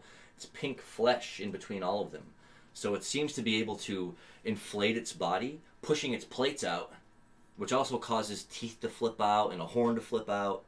It's an all-terrain mode. As the whole thing, as it seems to like tense up its body and then whoo, up into some kind of a battling form. It's on the deck of the ship now, so you look at it and you're like, you're a little late, bro. Yeah. Is it like inflated with air? 'Cause It's hard to tell what it just did. Maybe it did suck in air to do it, or maybe it's using water. I was just thinking because with a harpoon sticking out of it, it would probably sound like one of like Just pulling the neck on a balloon. But you can put that in your inventory. Yeah, I put it on the fishing page. So that is going to come around to Sprinkles' turn. I'm gonna fish. Casting rods in the water is what a great pastime while you're on the ship for days. Hits a 5. Roll a d6 for the fish distance. Distance 4. Catch this fish if you dare. Dang, bro. 5. Dang, bro. Hits a 2. Goes up to 5. Ooh. Hits a 3. Oh my lord, bro. Hits a 1. Oh, It goes up to man. 6. I can do this. 3. And a 1. Goes up to 7. A 2. And a 5. Goes back down to 6. Hits a 5. Battles it. Still loses. Oh. Goes up to 7. Trying to battle my dice. 2. Hits a 1. Fish distance goes up to 8. A 1. Ties the 1. no. Ties the 1, folks. Oh, my dice is doing it. Tiebreaker ahead of 5. Battles it. Wins. 4 and a 2. Goes back down to 7. Let's go. Ties a 3. Hit a 1. Hits the 6. Goes back down to 6. Down to 5. And the roll it again. Hits a second Oh, there you 6. go. Down to 4. Oh. For the skill and the instant catch. Let's do it. Oh, it tilted on the side. And it was a 5, y'all. Wasn't so close. No 6 assists this time. Dang. That's the worst. A 1. A 2. Down to 3. And it'll take a fatigue point and go down to 2. 3. And a 6. That's down to 1. This is for the catch. Why I get to roll the 6 again, don't I? Oh, yeah, well, the bonus 6. That's a 1. Alright. Get the harpoon fails. Oh, wait, yeah, let me use it. Get the harpoon fails. Now will you roll for the catch? Got one more. Oh. Oh. Calm it down. I was excited. Whoa, what a catch. Look, we train hard here at StevieMillPlays. Oh. For not though. 2. Goes back up to 2. Ooh. A 5. Battles it to change mine to a 6. Dang. Goes up to 3. Takes a fatigue point to go down to 2. A 4. A 6. Down to 1. For the catch. Bonus. A second 6 on my Oh, bonus. that's the catch. And then Oh. I get to roll it again. For the skill. A 3. Woo. Wow. Man, I'm telling you. You catch a shocking eel. Oh. And as you go to take it off the line, you're not quite aware of its properties. So roll a 1d6 as you grasp it. Firmly grasp it. Wow, these dice be rolling. These dice be rolling. These dice be rolling. You grabbed it with a 1. You weren't aware as soon as you wrapped your hands around the eel's midsection as it suddenly jolts with this electrical current. You feel it rumbling through you. You take 2 damage. This has been a rough day for the cat.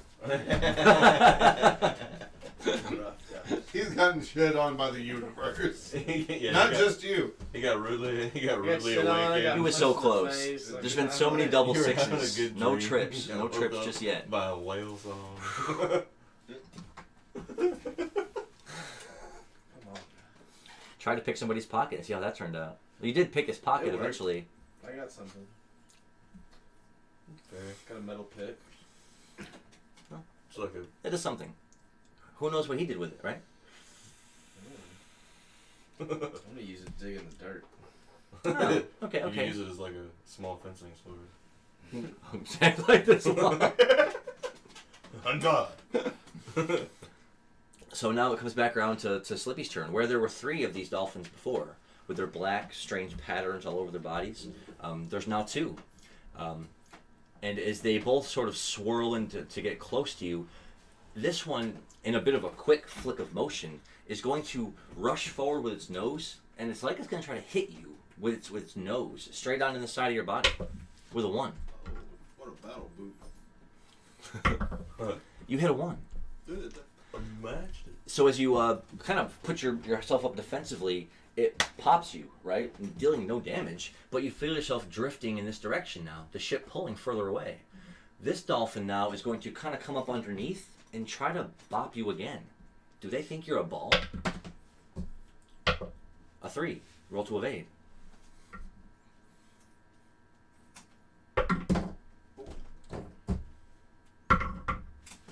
2. You try to get your body down in time to do a move, but it comes up quick and bops you in the chest, causing you to float upwards just a little bit.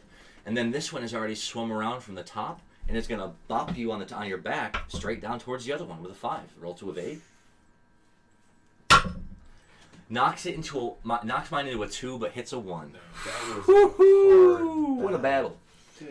So you try to get your body up in time this time, but as it bops you down again, you get the faint impression that they're just dribbling you. But because they're stalling you here, the ship is now pulling further and further away. So I'll give you an action. I'm gonna use predate song, and I'm gonna think to myself, knock me to the surface while I sing that song. It's going to have to be quite the predate, but go ahead. Dude. A 1. Bam. So as you tried your best to let out another blaring, deep predate whale song, you're almost out of air. You've been under the water now for more than 2 full turns. So you've got no air left to push any air out to even make the slightest bit of song. And plus, you keep getting booped. Like, you're spinning this way, and then you're booped going down, and then you're trying to come around to get a shot at someone, and you're booped again. It's just like they're just kind of like playing. And you've been trying to evade and get your bearings, but they've just been too quick. I still have another action. Yes. I'll attempt to predate dart straight up. Just straight up to the surface of the water. Okay.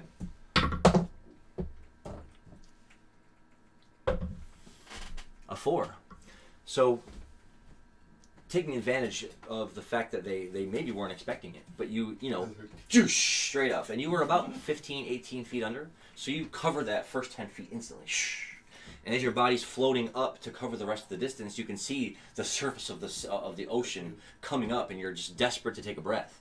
Let's see if either of them get a chance to interrupt you. A 1 and a 4. So the 1 does not.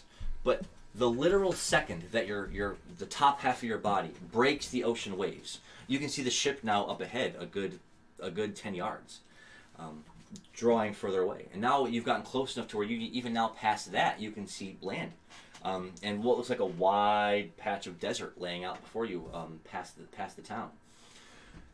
And then the occasional ship littering around here and there all around you. This one dolphin, in a dramatic motion, comes sploosh out of the water in a high arc. It's then coming right down on you, as if it's going to kind of slam its nose right into you. A 4. Good.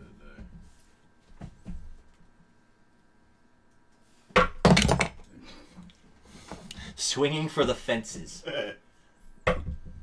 Hits a 3. You do get your arm up in time, but it does slam back into you. You do get a breath, and you only take 1 impact damage as it boom, knocks you 3-4 feet back below the water.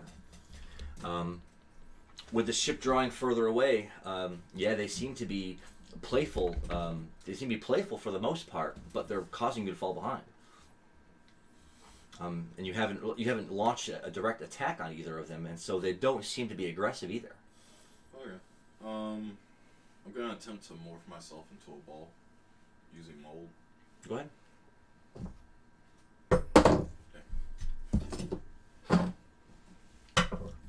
A 2. You try your best as your body shrinks and compresses a bit as you find yourself getting a little round. To which this one automatically swings around and boops you back towards the first one. And then they spend a good, 10 or 15 seconds kind of just hitting you this way and hitting you up this way. And as you draw closer to the surface now, one of them seems to have an idea to go down underneath with a bit of depth and come streaking up to hit you, right? And this one seems to have a bit of speed on it. A 7. So as soon as it, boom, hits you, you come blasting out of the water. This one is going to deal a little more than 1 damage. This one's going to deal 3 damage. He hit you with such force with his bottle-shaped nose that it punched you out of the water. 5, 10, 15, 20 feet up, right?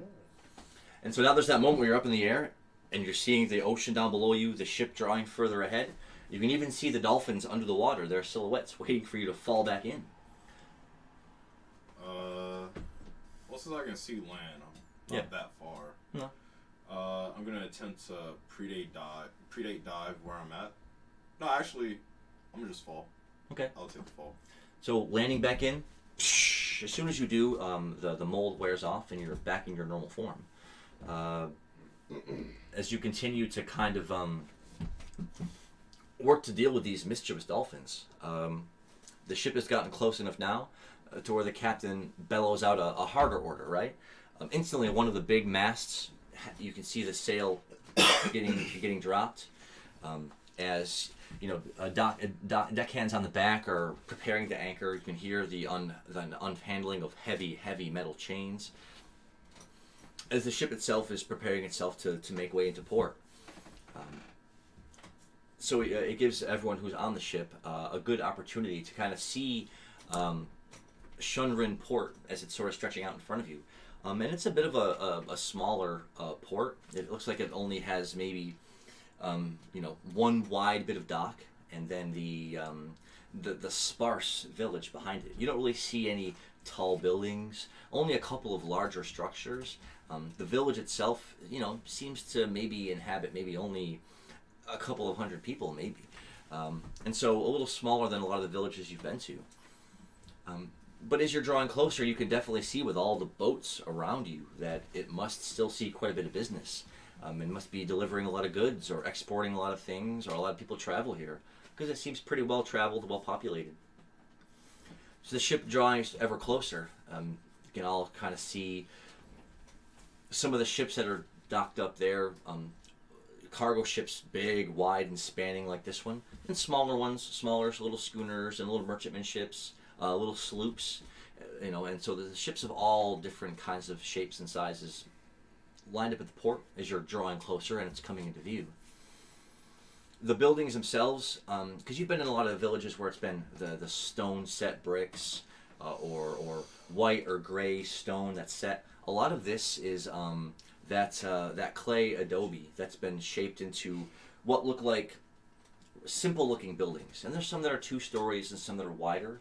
And you can even now start to see that main bit of wide street stretching down the middle of the port village as the ship is drawing closer. This, of course, getting everyone's attention now as you're kind of moving up towards the front of the ship to get a better view of the situation.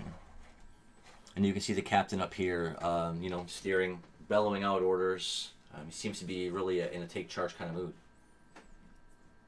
Well, that's a change. Trying to save face.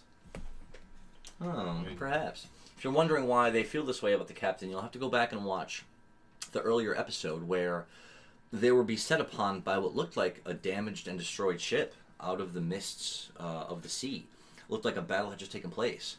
But when they had boarded that ship, all of the dead passengers sprung back to life in what was then an impromptu raid. And the company, the group really fought hard, and also the deckhands were fighting as well. The captain suspiciously was somewhat quiet on the front of the ship, not issuing commands, not really helping or assisting at all. I think it kind of left a bad taste in their mouths, so from the impression they got. Yeah. But it seems to be quite a contrast to what you're seeing now. The captain is, with a heavy voice, barking out orders, and all the sailors and deckhands are crisply, seeing to his every whim as the ship is making way. So I will give you, I give Slippy another opportunity to get away from these, dolphins, or to, you can do what you, anything that you have in mind with them. The ship now is drawing closer and is about to really dock. And these two dolphins, they seem like they just want to play, like they've never seen anything like you in the water before. I mean, am I at the surface or am I still? You splashed back in because you were so high up. You went down about 6, 8, 10 feet automatically. Okay. I'll pull out my remaining 10 pounds of whale meat and then play Predate Song one more time. So, drawing out a slab of the whale meat. Go ahead and play Predate Just Song. letting it go in the water. Letting go of it. Just playing the song. Gonna get rid of all this whale. Gonna use it as bait and maybe piss off another whale. Ooh. A 5. So, letting out that low. But as soon as the you produce the whale meat, right, and you let go of it, instantly the two dolphins' composition changes. In a startling move, they both, upon seeing the meat floating there, they both, boom, blow up to this impressively larger size. The pieces on their body inside the black lines all poo poo poo poo poo poo poo poo poo poo. The whole dolphin just psh, horns flip out from in between their eye lobes, and big gnashing teeth come flashing out of their beaks as they both converge upon that piece of meat right in front of you. It's so fast it catches you by surprise as they start instantly tearing into it in a frenzy, ripping it apart and devouring it. As you're backing away, the feet, growing as you're kind of floating away, you're like, oh damn, these aren't just regular dolphins. I guess while they're distracted eating, I'm gonna cast Zap on them. Ah, okay. I didn't see that. That is a, which one? Oh, well, you can roll for interference. Roll the game. A 3. Wow. So as you can feel the lightning magic energy dancing in your fingers, as you go to cast it out like this, you're aiming, and it's not like something about you being underwater is causing it to act in a way you weren't really understanding. But you're close enough to this dolphin as its body is kind of coming back, gnashing a piece of the meat, to where it's almost like you could reach out and touch it with the sparking end of your finger. Do you? It's like drifting ever closer. You're trying to cast it, but because you're underwater, you have that dancing energy around your finger, but it's not going anywhere. You're not sure why. Nah, they seem like they were just playing. I'll leave them alone to eat the meat, and I'll just start swimming blissfully away. So while they're just tearing into it, and it was a big, thick slab that you produced, so it's taking them, a moment or two to kind of tear into it, and pieces are floating here and there as they're just devouring it whole. Giving you an opportunity to kind of start take off swimming in this direction, closer to land. So you'll leave them there, and let's see if either of them are even going to give chase. Well, a 3 and a 5, so maybe not this turn. But as you start striding and you break the water again, just to get a sense of how far away you are from the shore, and you start kind of swimming and kind of moving your body closer, you see the ship way out ahead, looking like it's just about to kind of turn and start to dock. And to which it does, for the 3 of you that are on the ship. You can feel the ship sort of turn slightly. The other sail, slowly gets drawn down. As the captain, clearly experienced in this sort of thing, is navigating the ship so it slows down just enough so that as it turns and drifts, it's going to slowly drift into a spot on the dock. Something you've seen him do before, but he's an expert at it. So we'll say that the ship finally, hits the side of the dock, and the deckhands instantly jump off, and ropes are being thrown off. You hear the heavy thud of the anchor as it's dropped. allowing you to, again, to get a good look at this dock. And unlike Allrain Port, this one is much smaller, and you can see there's sand kind of everywhere. It's gotten in between the cracks of the boards. It's sort of blowing in the wind here and there. And you still have that salty sea wind coming off the ocean. But now it's just, you seem to be in a place now to where it's just humid. It's hot. You can already feel sweat dripping up from underneath your fur. As this sort of climate is much more humid, and much more hot. And of course, the village itself has a bit of a cut street that kind of branches off here and there, leading out to a small, meager-looking wall, if you'd call it that, all the way on the other side, with nothing but expanseless sand and desert behind it. The sun sort of casting those little waves of heat off of it as you stare at it from the distance. So you can hop off the ship here, and you can you can really check out the town as far as what's going on in Shunrin Port. There are a couple of inns that you see right here on the other side of the docks. Bigger double-storied buildings that have a little more detail and a little more color to them than some of the buildings around it. And then you see signs on some of the buildings swinging amongst the wind and the whipping sand. So you see one that has like a cross swords denotating some kind of a weapons shop. You see one with a cane denotating what must be a magic or some kind of item shop. And you see a couple of other, like a blacksmith and a couple of other small places right along that main street, with many of the houses set back behind it off that main street, living houses or smaller specialty shops, or who knows what. But the village of Shunrin kind of stretches before you. So as the three of you are about to disembark from the ship, the captain, still from the top of the ship, lets out a loud whistle, getting your attention. As the three of you turn and look at him, he says, "I do want to thank you for helping us the night before last with that little problem we had with the ship. It's like, I am grateful."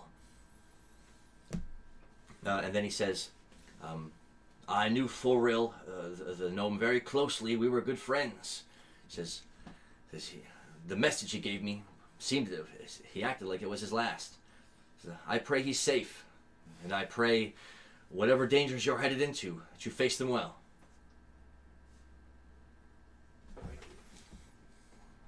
So with that, you're able to. I asked him to pick his pocket. He's way up here. Oh. Can I go to shake his hand? Throw the eel at him. So if you want to walk up this ramp and hold your hand out, let's see if he'll even take it. I just want to shake his hand. Shake my hand. If he doesn't, I want to shake your hand. if he doesn't shake it, we'll fight him. He doesn't seem inclined to accept it. No, it's just a handshake. You're holding your paw in front of him. He's kind of looking down at it. Thank you for providing us safe passage. He says, "Oh, I did that for the money and as a request for an old friend." Shake my hand. He doesn't seem inclined. He's not moving. Are you guys holding him back? His arms aren't moving. His arms aren't moving from his spot. As you're at the bottom of the steps, just holding your hand out like this. I'm just gonna go.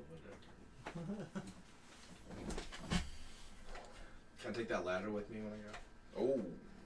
Ladder. Yeah, that ladder leading up to the helm. That it's like secured and bolted. It's not something. It's not something you can just. After the last person gets off the ship, you should just take the ladder that they use to get down to the The ramp, the boarding ramp. Don't Yeah. even take it, just So it's knock just it into stuck the on water. Oh, yeah. Or just put it into your inventory. They were on that ship for a good while. 3 days. Yeah. I get to stop in that one city for a little bit. You did. You definitely did. So we picked up Egan. Did Egan get off the ship or? Yeah, and he'll get off the ship, although he's still clutching that pot around his body as he shuffles down the ramp. So finally, as soon as his feet touch the dock, he lets out a sigh of relief, throwing the pot down and practically jumping onto the ground, kissing the planks. He's pretty happy to be out of the ship. Is Slippy back yet? No. Okay. since he's not back yet, I don't know technically that he's hurting right now. So I want to try out a move that I haven't used yet. Okay. If I can. You definitely can. It is using chakra. I can use it for damage or for healing, and I want to try and use it for healing to see if I can like fix Dude Bros. If I can fix Egan's like state. It will heal hit points, but it may not exactly like fix maladies like that. These are the docs. So if I know that, then cancel that. He's at 12 out of 16, and I'm at 17 out of 21. Yeah, I would know that you were hurt. I'll heal you. That's Okay. 3 AP and then 1d8, I think it's. He's the lowest. If you don't We're do both stuff. lacking 4 HP. It's not big deal. Okay. That is true. Well, see, that's what I'm saying. That's why I asked if he was back. Because if he was back, he's the one I was going to heal. Yeah. But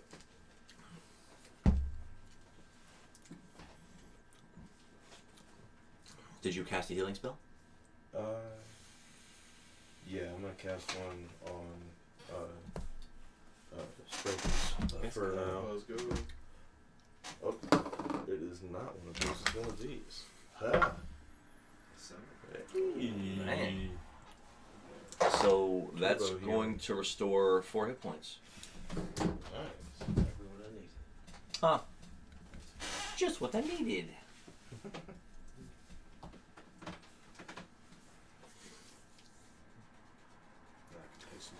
So now the three of you with Egan are standing on the docks there, just taking stock of everything that's going on the docks around you. Sailors and deckhands taking things off of ships, loading them onto horse-drawn carts or buggies. People loading things onto ships the same way.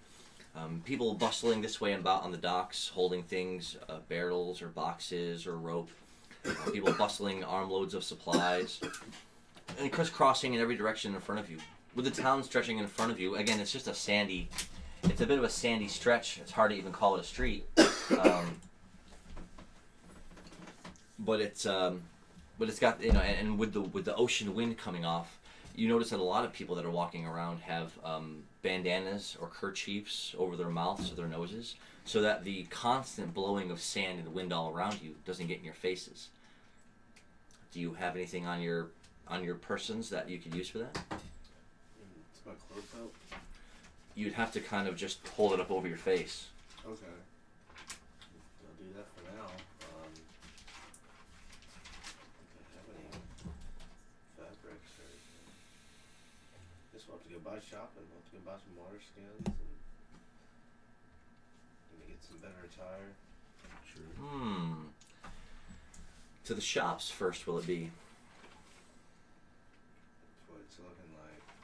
Can I talk to like one of the deckhands, or not deckhands, I but like have one of the no dock money. workers, and just see if there's like anything cool going on in the town for right now? So we're still at We were lost. Yeah, we're Yeah, lost you're on on the it, docks. and The we boat's behind you. upgraded. Can I go search for an Unlimited empty items. ship to look Yeah. around in? Yes. You go ahead and roll first, as you walk forward until you kind of feel your arm nudge against someone. As you say, "Hey, what's the news? What's the news in the port?" You don't hear any reply as they just keep walking past you. Cool. Striding up this way, up the docks, you see another ship that has some people on it, and then the one past that has people on it, and the one past that looks like there's people offloading something, but there's a person or two still on it.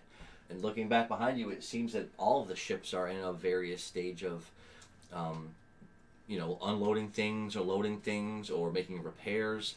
All of the ships that you can see or notice right now seem to all have people on them.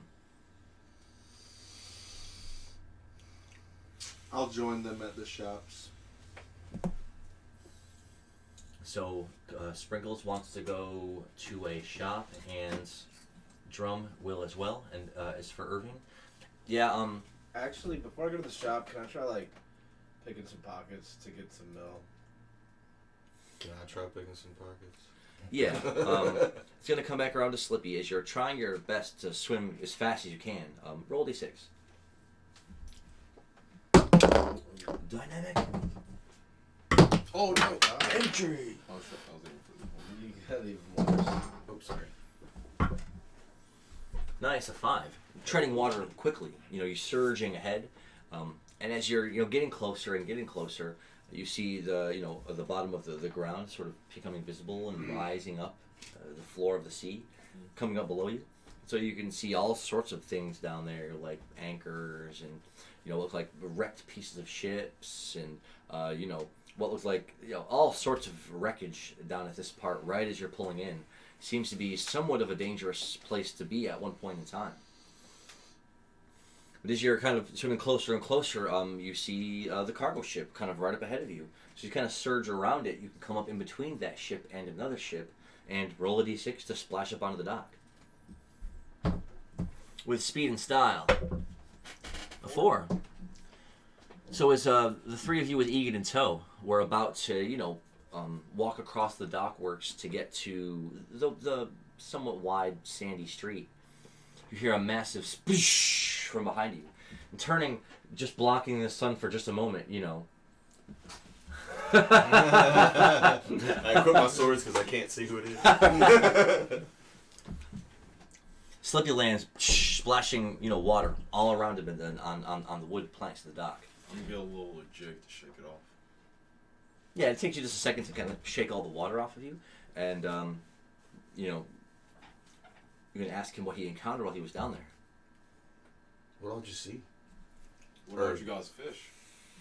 That's what I was fighting down there. I saw one of them get swept away. I can only assume it was the help of you guys. I thought you guys knew I was down there suffering. No, dude. You look hurt. Can I heal you? Yeah, I'll take some healing. It saves me from using my own magic. Okay, but how would you know that he looked hurt? That is a valid point. Oh, get dunked on. I'm grabbing some. You said you were in a fight. Oh yeah, I was fighting some tattooed dolphins. Did the tattooed dolphins beat you up? They were playing a game with me, it felt like, but they did this one weird thing where I gave them some food to distract them to get away, and then they all turned to like battle dolphins. Nice. It was Yeah, pretty dangerous. Yeah, as you described it, they like swelled up for a moment, like puffed out, with their skin becoming like these extruding bit of scales. Spine, teeth all flaring. They went from looking almost sort of adorable in one moment to savage and vicious the next. They're bipolar. if I didn't have that whale meat, I wouldn't have got out. Well, if they had decided the game was over, then maybe it would have been you. But yeah, you definitely managed to make a distraction and get away. And as you sort of take a look over Shunrin Port and Shunrin Village behind it. Yeah, I mean, it's a little rustic, but it's got some shops, and a lot of people seem to be exporting and importing from this dock, so it must be pretty well traveled. And there are various shops, and there's a couple of inns. The one inn that you see here is a 2-story tall tan adobe building with cut windows that are cut out of the clay itself, and this one is called the Sandy Binge. The one across from this is what looks like it's, again, a place that looks like Hamlin might have built it. It's called the King's Crest, and it has like a royal insignia on it, and it's made out of the same kind of adobe, but it has some brickwork laid into it too. And it's another 2-story place, and you even notice a couple of guards standing outside. And you hadn't really noticed up to this point, but even on the docks here and there, and littering in the streets here and there are guards patrolling the streets, interwoven with the people and the travelers and everyone else. You would say that because you recognize that they have like tan capes and like tan masks over their faces, and they have like a dark set crimson helmets, and they have tan armor, and they all are carrying the same kind of spears. So they all look pretty uniform. And you see a couple here and one here and a couple here, so they're kind of littered around, intermingled with everyone. So with Shunrin Port before you and all the people kind of walking around one way and the next, where would you go? Into their pockets. I opened myself up for that one. I think. I'm going to specifically look for mill bags because I have no mill, and I need stuff to buy. I'm gonna play Scenic Vista for Sprinkles to use as a distraction, so dude, it let's tends to go. focus on me. I'd like to go look. We get to roll together. Wait, is that D8? Okay. Yeah, the two Mine's inns you D8 saw as were, well. were the Sandy Binge and the King's Crest. Though there must be at least We one get a more inn team further skill. into town somewhere. Will we get a team? Would you go into one of these, or would you keep going? I'll go into King's Wait a Crest. second. The King's Crest. Okay. So as Drum saunters his way in between some people over to where the King's Crest is at, you already walk up a little bit into the sandy street, and you notice that some people maybe aren't quite sure what to make of you. As some people kind of stop for a moment and look as they walk by, and other people are just like, slime. You can sort of hear the occasional muttering and a look here and there. As some people just aren't quite sure if you're a good slime or not a good slime. I guess I can say I'm that. not here for the looks. I'm here for the sound. So can we get a team skill if we roll these together because they're both D8s? Yeah, so you're going to be off the docks. Drum is going to head off towards the King's Crest. Drop kicking Urban. Okay, Urban, stand up. Legs weird, all them squats. You got jelly legs. So these are going to be the building signs. It's going to be the street, I guess. This will be the street itself. So you're going to walk up a little bit and take a position here as the Khajiit slowly tries to kind of walk over against the side of one of the buildings to look inconspicuous. So as you kind of turn around and face the ocean, you begin to play Scenic Vista with a 1. At the same time, as Sprinkles attempts a pickpocket with a 3. Oh, I thought it was an 8. So instead of playing a soothing bit of a slow gallop of a Scenic Vista, you end up playing just a quick little not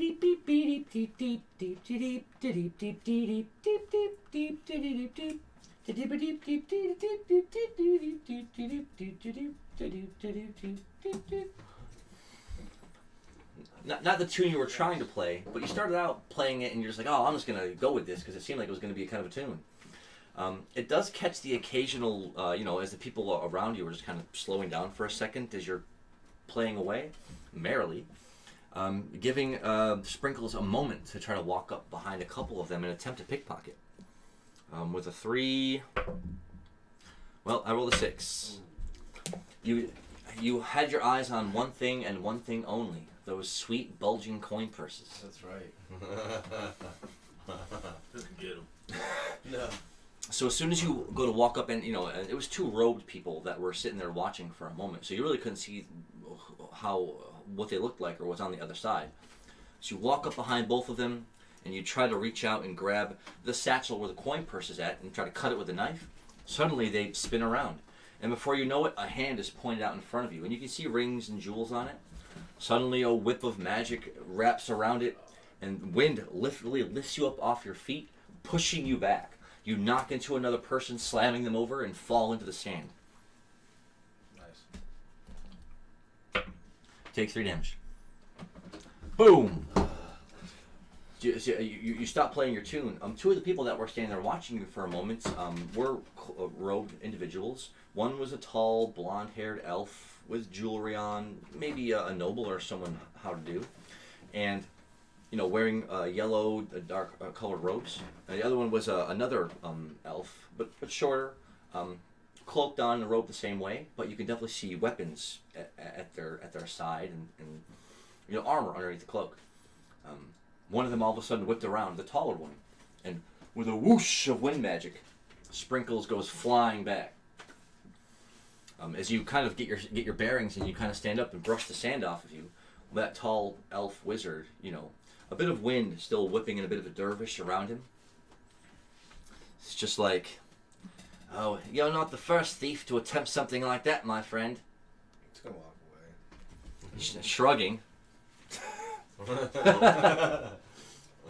Figured it Find a new target. You turn and just to walk your way further up into the street. Can I try on the same people? Sure. I mean, you're not quite sure if you'll be able to pick out the same people that he had pickpocketed from. Okay, then never mind. I don't want to. It was just for the lulz.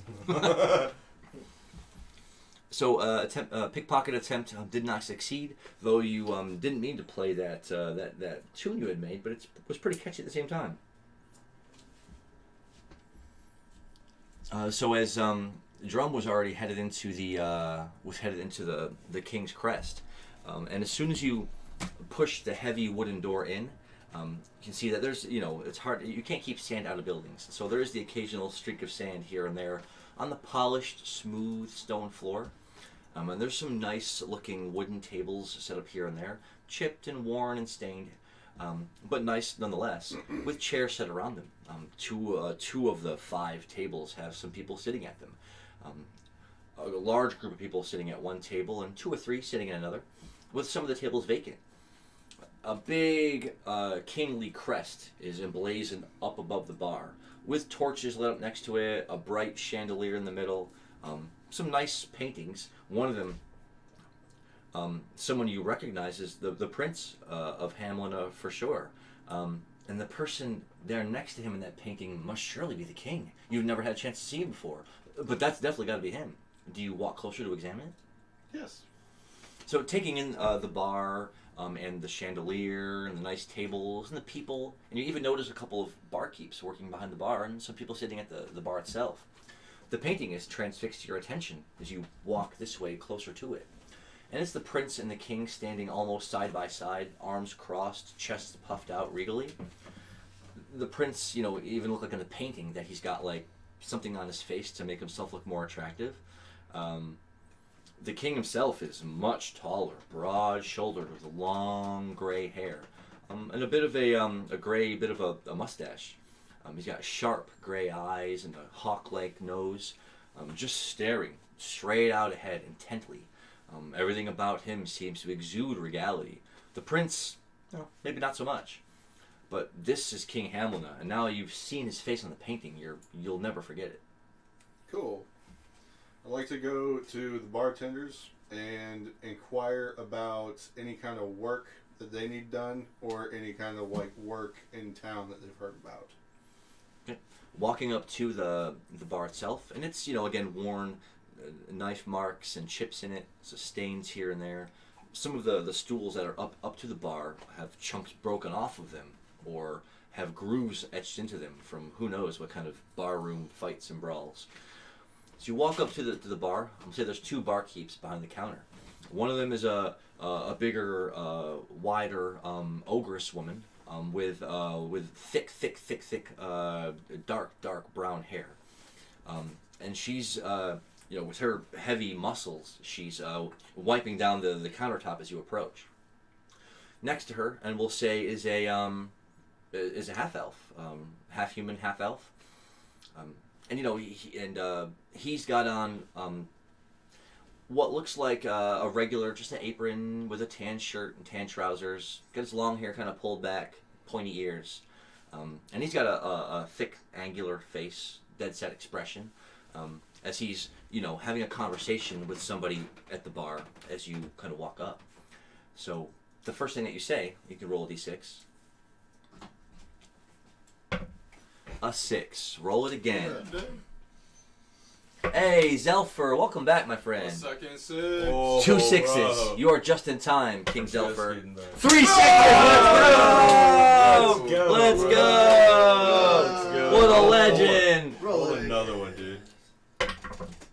Oh, dude, 3 6s. What was that for? Just in time, Zelfer, for you to show Asking a up question. and sprinkle Inquiring. your absurd luck all over everything. Yeah. So, you were literally just walking up to the barkeep to ask if there were jobs or any work that you can do. So the skill you pick up for that would be... Oh, I got you.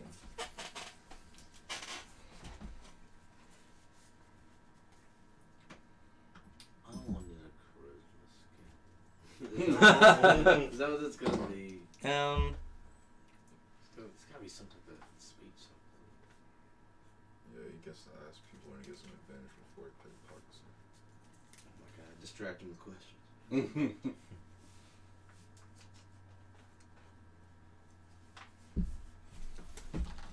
you were asking for work, so the skill itself would just be called Seek Quest.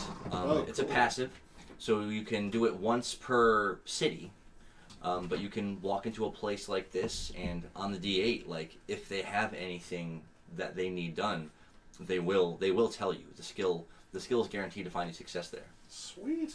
Yeah, that's awesome. So on 3 6s, you the ogress is like, wow, well, yeah, there's always something to be done around here. Things to be cleaned, sand to be moved. Wind moves the sand everywhere. It's impossible to keep track of. You're like, oh, well, so what do you need me to do? It's like, well, you can go back out behind the shop, and you can just move away the sand that's pushing up against the building. Sounds good to me. As you go to make your way back out of the doorway to where you walked in, you can already see up against the wall there. There's a couple of shovels. Do you grab one? Yeah, of course. Yeah. And taking Heck, I'll grab both of them. Okay. 2 shovels. Dual Dual wielding shovels. Let's go. Steel die shovel. Akimbo shovels. That's right. So you're going to be walking out, turning left, and going down the alleyway to get to the back, where I guess Sanddrift has pushed up against the building, and she needs you just to dig all the sand out. Sounds good to me. So now we're coming to our other trio of adventurers. What shop was it that you were going to go to first? I was gonna try to pickpocket somebody. As you're walking down the street, sort of deciding which shop that you want to go into first, there are people walking to and fro on either side of you in every direction. Will you pick a pocket? Again, I would like to target the mill bag. Maybe somebody that can't kill me. If I can, I'm able to perceive that. They could have magic. They could have invisible weapons. Just need some easy money. Where'd my D8 go?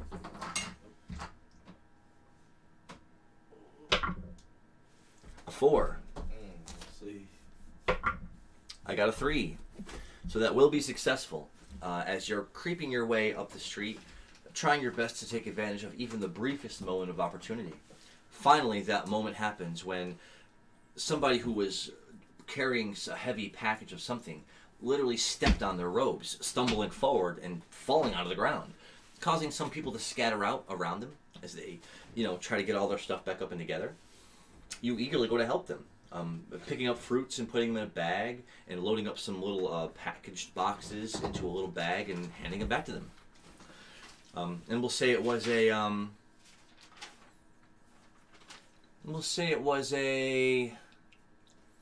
firbolg. What? A firbolg. What is that?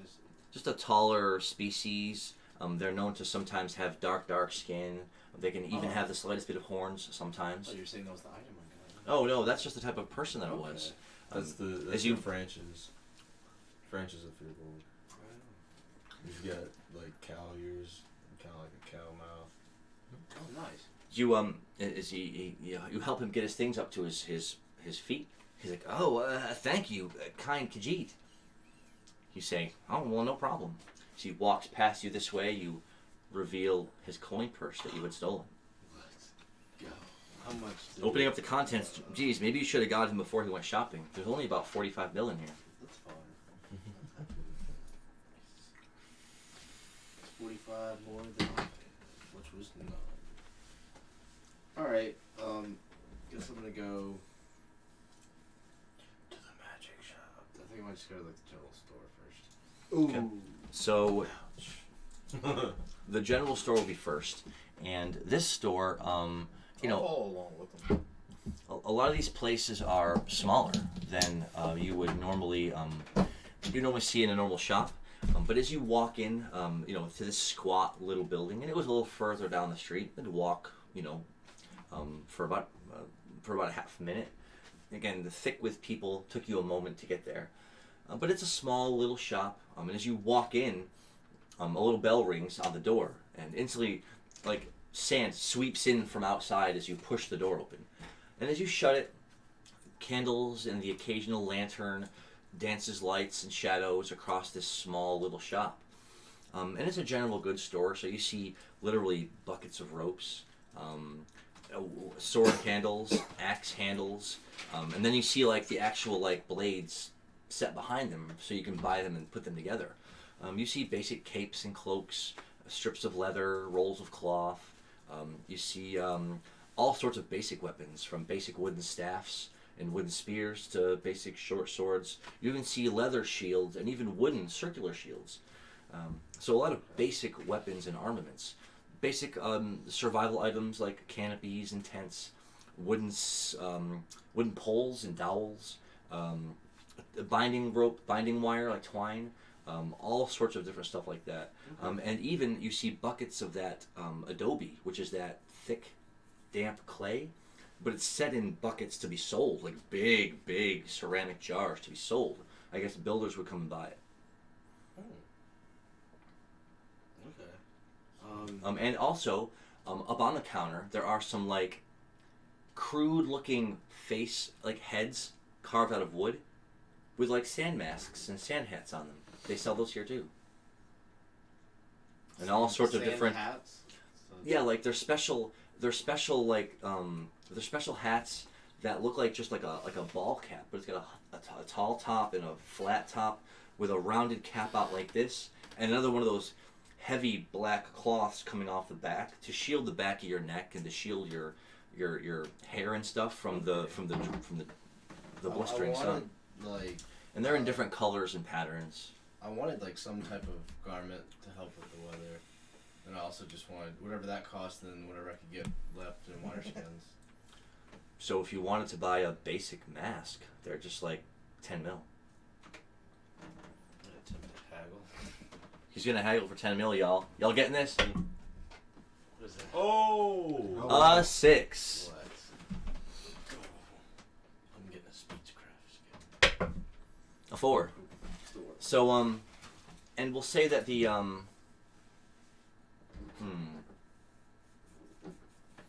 we'll say that it's actually it's a turtle folk that's standing behind the counter here selling this to you.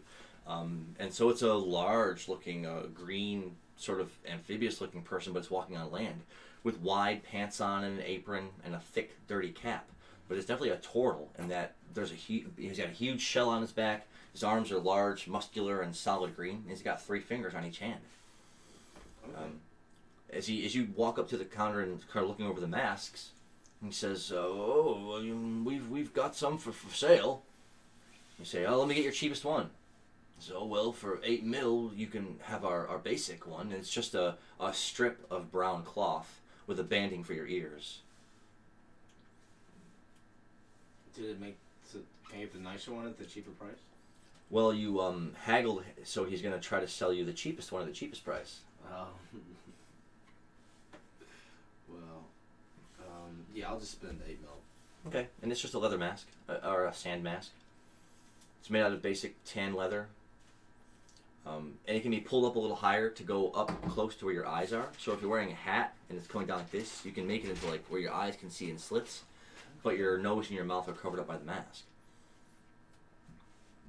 The turtle folk is going to say, "Oh, you must be from off the boat. You're coming here to buy a sand mask. Where are you headed?" A few different places. It's kind of complicated. Do you have any water skins? He's like, "Sure, there's a big crate of them over there behind you. They're 25 mil apiece."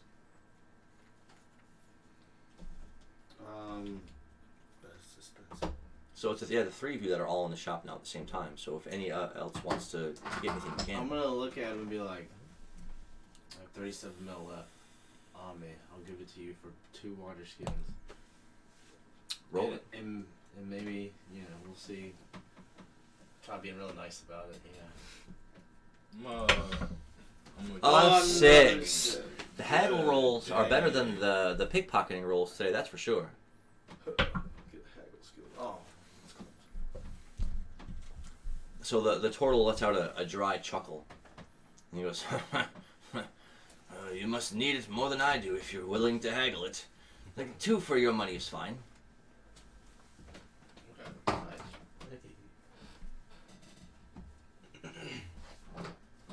You guys, are you guys seeing the epic rhyming that's happening in the chat right now? Yeah, Y'all are see killing it right now.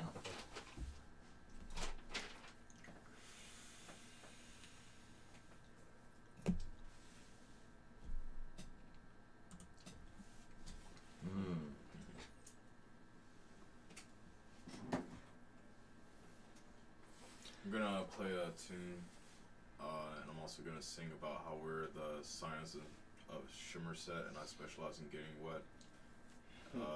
We're representing Zupinus LLC, and we're going wherever the wind takes thee. 01. Well, you had all the words prepared in your mind before you started playing the tune. So as you start playing a bit of a slow, bit of a chirping tune with your emerald whistle. Oh, I was gonna use the lyre. No, the lyre. Okay, then this one is more of a thrumming, thrum. The verses came out a little jumbled because it was on a 1, and so what it sounded like was, I'm gonna say this. We are the scions of Shimmer Set, where everyone there said we were really wet. And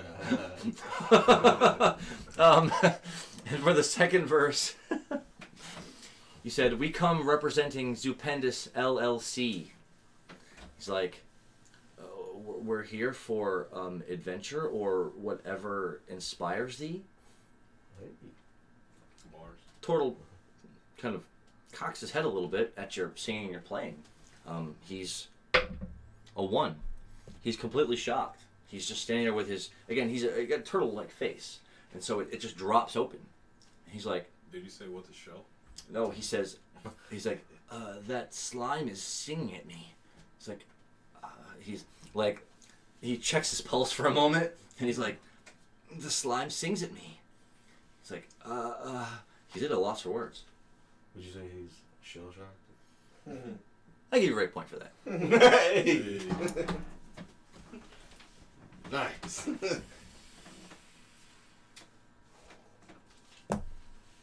So, Evie getting in the rhyme play too. That's what we're all about. Y'all the best. It's great. So again, as you kind of finished your strumming, he's there just kind of slack-jawed for a moment, and then he's just like, this has got to be the most incredible thing I have ever seen. It's like, tell me, my friend, are you all traveling together? Yes, Egan here is the leader of our band of merry men. Egan was just kind of, we'll say that Egan was examining something on a rack, and as soon as you mention his name, he startles, knocking the vase over and spilling out all its contents. The turtle looks and he says, well, what a fine group of adventurers you are. He's like, be mindful when you head into the desert. It's like, men go out there and never return. Good thing Egan's just a boy. Not yet a full goblin. I'll go over and help him put the stuff back in the vase. So you help him kind of recollect everything and kind of set it back up there. He seems to be a bit awkward in his level 1-ness.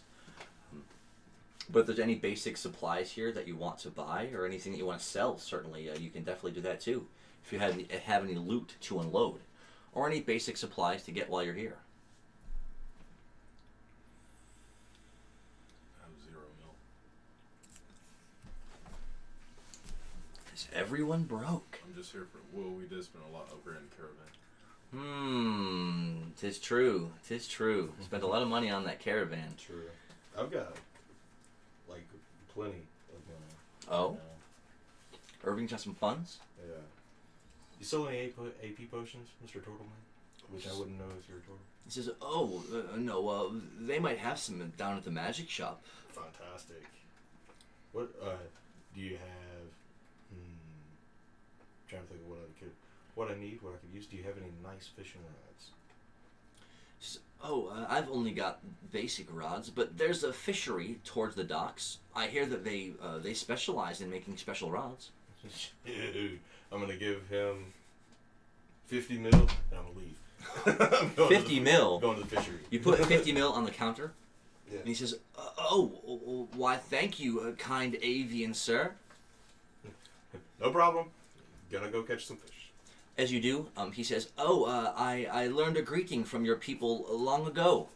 He says, "May the wind ever lift your feathers, my friend." Just. Thanks. You'd heard that. That sort of. You heard that thing before amongst avian folk. It's something they say to each other to wish each other a good travel or a good day.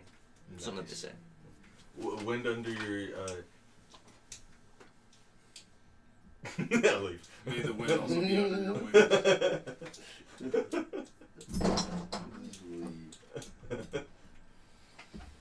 Evie's out up here spitting rhymes like the present is the future is the past. Is the present is the fast. Is the future is the past. Oh, they said get ready. Getting ready. Nice. Yeah, my brother played Breath of Fire 3 with me back in the old school. So, did you get to see any of that fishing that they did before they landed here in the port, Zelfer? They've been fishing for like days, and they love it. They just fish. They fish all the time. They just love catching these fish. It's amazing, especially because they get all these fishing skills, and you guys can eat the fish if you want to do that too. Like it works all the way around. So you're headed towards the magic shop. Are there any more basic supplies that the two of you would want to procure while you're here? Can I try to steal something? You can always try to steal something. I'll tell Egan we need to leave. Do they have any arrowheads lying around? They sell bucket full of they old sell arrowheads. arrowheads and arrow shafts and arrows. They have bows. They have basic bows here too. Can I just try to get like a handful of arrowheads? You want to try to steal them? Yeah. Okay. Roll d6. I tell Egan the vibes are off and we gotta leave now. Yeah, you two have already left. As he's spending his last couple of moments meandering around the shop, looking at this and that. Let me get some arrowheads. That's a 3. Okay. Oh. As you, let's see if this turtle gets any just reply. a little general shot. A 4. Oh no. So as you try to grab some of them from a barrel on the ground and pick them up and put them in your inventory, the turtle just says from behind the counter, he's like, "Oh, those are 5 mil apiece. How many are you buying?" 5 mil for one arrowhead?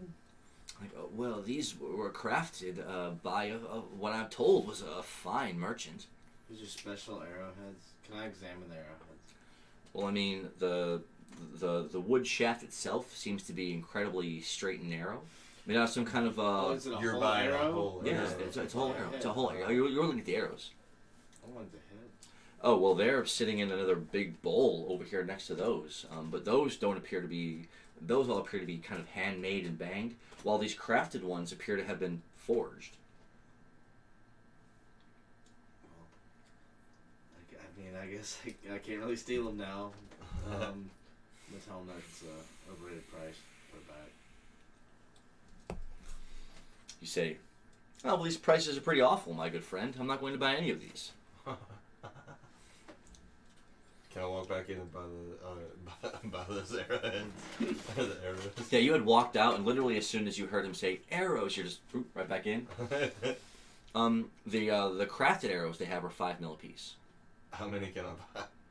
They have a whole big barrel just full of them. Buy as many as you'd like. I'm gonna buy 20 for 100. Right? 5 apiece, so 20 for 100. Yeah. So she haggled. Have a good night, Will. Get some rest. We will see you Yeah. next time. Hey, Next time. Next time. Hey, how much money you got? 1,600. Oh wow. Would you mind buying me some arrows? That's what I was doing. Oh, okay. Irving has the I money. can't shoot Irving a has all the bow. money. He has all the cash. Let's go. Haggle. 4. Okay. Whatever. Will not succeed. Yeah. I mean, I was already gonna pay the 100. So That's 100 for 20 fine. Well, they're called crafted arrows. nice. Would you have any like desert gear before I go? It's like, oh yes, you're standing up against. He's down here at the end of the building, and you're here up against these barrels and bowls. The walls behind you, if you wouldn't have really been able to notice, but they have tall bit of stands, and there's cloaks hanging from them. And so he's like, yes, we have The finest sand cloaks in the village. No one tops our quality. Nice. How much are they? Over there, 25 mil apiece. I'm gonna buy one for each of us. Okay. At $100. That's 4 desert cloaks. 100, and I'm gonna. And these are known for. And these are made out of a. Oh, you gotta hang. With a one. These are made out of a heavier, thicker leather, and so draping them over you allows protection from the sun, protection from the wind, and it can double as a bit of a canopy or something if you just stand it up at night to sleep under, or if you're going to sleep during the day, it doubles for that as well. But it's been known for being made out of a heavier material, so for offering more protection from the sand and the elements. Okay. And everyone got one? A sand cloak? Yep. Okay. It's one for everyone. How many water skins does everybody have? I have 2. I'm fine on those. You have 2. Do you have? How many do you have? One. I don't have any. How many buy? Do you get a water skin in your traveler's backpack? Like a small one? Yes, but it's a small little 1 or 2 days And the provision ones of water. that I just bought were bigger, right? Yeah, for 25 you buy the medium-sized ones. Yeah, I got 2 of them. Yeah. Do you have any large water skins? It's like, oh yes, though those do sell out rather quickly. I've got some left. They're 40 mil apiece. How many do you have? It's like, I've got. Let's see here. Rummaging behind his countertop, he says, I've got at least 7. I'm gonna buy 40. So that would be 120. You buy like 6. You're trying to get everybody. I already have 2, so you can get 2 for everybody and yourself. Yeah, so that would be 6 times 40, which would be 40. 40. Haggle. At this rate, I'm gonna try and haggle on each one. That's what I'm doing. Can I do that? If you're buying them all at once, you'd have to haggle on them all, because you are buying all of them in a group. You'll get a better discount. I'm gonna give you 120 mil, and then you haggle on. And then you're gonna buy 3, 3, and then I'll haggle on 3. Okay. Okay. 120 Yeah. mil, and then you're each gonna buy 3 medium water skins, Yeah. and you're gonna haggle for the first set. A 1. Come on. Can I battle? Hey, please. I'll let you battle. Knocks his 1 into a 1 and hits a 3. Oh, That is 2 man. unsuccessful haggles. Dang. Alright. We'll get there It's eventually. all technically like 30. So that's 240 total. Yeah, What is going on? in the Zelfer's chat? talking about giving out a familiar. He wants to give out a familiar in honor. But you know what? You're way ahead of me, because this campaign really has just started. We're 10 episodes in, but we're only scratching the surface of the lore and the story that they're going to delve into. I did mention that when they were talking with Forel in the Scholar's Recluse at Shimmerset Lake, he mentioned a world spell being activated, and of a great civilization that existed before time on this planet, and how there's almost no record of it, there's no recollection, but the most ancient texts that they found kept alluding to something called the Great Five, which were the 5 great warriors of that age that had stepped up to defeat some holy evil. And so you're already ahead of me there in that they're going to, I don't want to spoil it, but they're going to learn a lot more about the Great Five, and they're going to get the impact of what they did and how that affects them now will definitely be felt. I can give you the heads up on that, and maybe I'll message you about it later. We'll talk. You know, I just thought it was another day we didn't do caravan rolls. Yeah, if you guys want to do your 2 caravan rolls and Was the A caravan scholar. bonus? no, but you can still do rolls for it every day. They have a whole caravan, so every day it generates money for them, and they get to roll 2 dice to see how much money it generates. Plus, now that they have a scholar on the caravan, someone can do a scholar roll too, a learning roll. And she's making her logo for us. Yeah, and that's already been finished.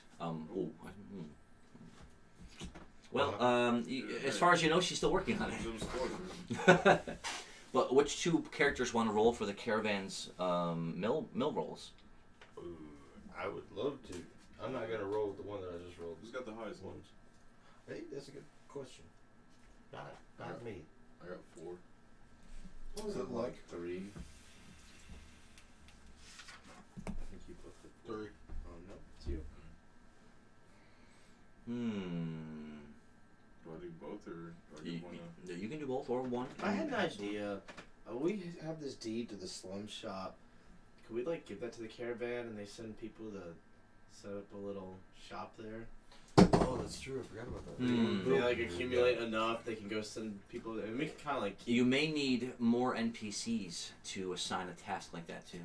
Okay. You've got 4 right now: Sting, Kling, Egan, and Riston. So you got 4 NPCs right now. The 2 shopkeepers are working the shop with the caravan. Yeah. The scholar really isn't made out for opening up a shop. Yeah. Which would leave Egan, but then you'd be sending him by himself out there to the slums, He's and never managed his anything. risk of survival would be a little low. Yeah. So if you were to send a larger group, or at least a group with a fighter, that would increase the chances pretty dramatically. Okay. But we gotta find a fight. Can I walk outside and just yell out if anybody wants to spar? See if anybody wants to spar me, like in the streets. Oh, you should do that. Sure. Make some So is everyone done in the general? You guys did buy all those water skins, right? Yeah. The turtle shopkeeper is also going to say, don't forget to fill those up at the spring before you set out, boys. Yes, sir. Oh, what Thank was you. the mill roll? Was it D8 or 10? Those were D6s. There's 2 of them. The first one is Stings. He's the more aggressive, harder sale. So for 4 of those, sales, you get. That's a good idea. What was the one? You get 140 mil. Good. And that was the first roll, right? Oh, the first one was The first one was a 4. What was the second one? I didn't see it. a 1. Ooh, well, a 1 you get an extra 25 mil. Sorry. 140, so 165. The caravan made 165 mil in a day. Nice. I should say that was the profit. Nice. Very cool. Oh, and Riston does a D6 scholar roll. Who will roll for that? Oh, it's I always don't know if intelligence. it's Scholar roll, that would be sick. Oh, yeah, the highest intelligence. I don't have that either. I'm dumb. Mine's 4. You have it. Yeah, mine's 6. Mine's 6 too. Wait, you can have it because I rolled the sharp Alright. rolls. D6? Yes. A 2. Not as successful. I shouldn't say not successful, but she does spend all day reading her books and whatever books they have on hand. So she progressed at an average pace through the course of the day and didn't have any breakthroughs. Fair enough. I'll also give 40 mil to each of us. 40, and, 40, 40? And then Oh, nice. 5 mil to Egan. Egan gets 5 mil, and everyone else gets 40. Hey, As the money is being dispersed, very nice.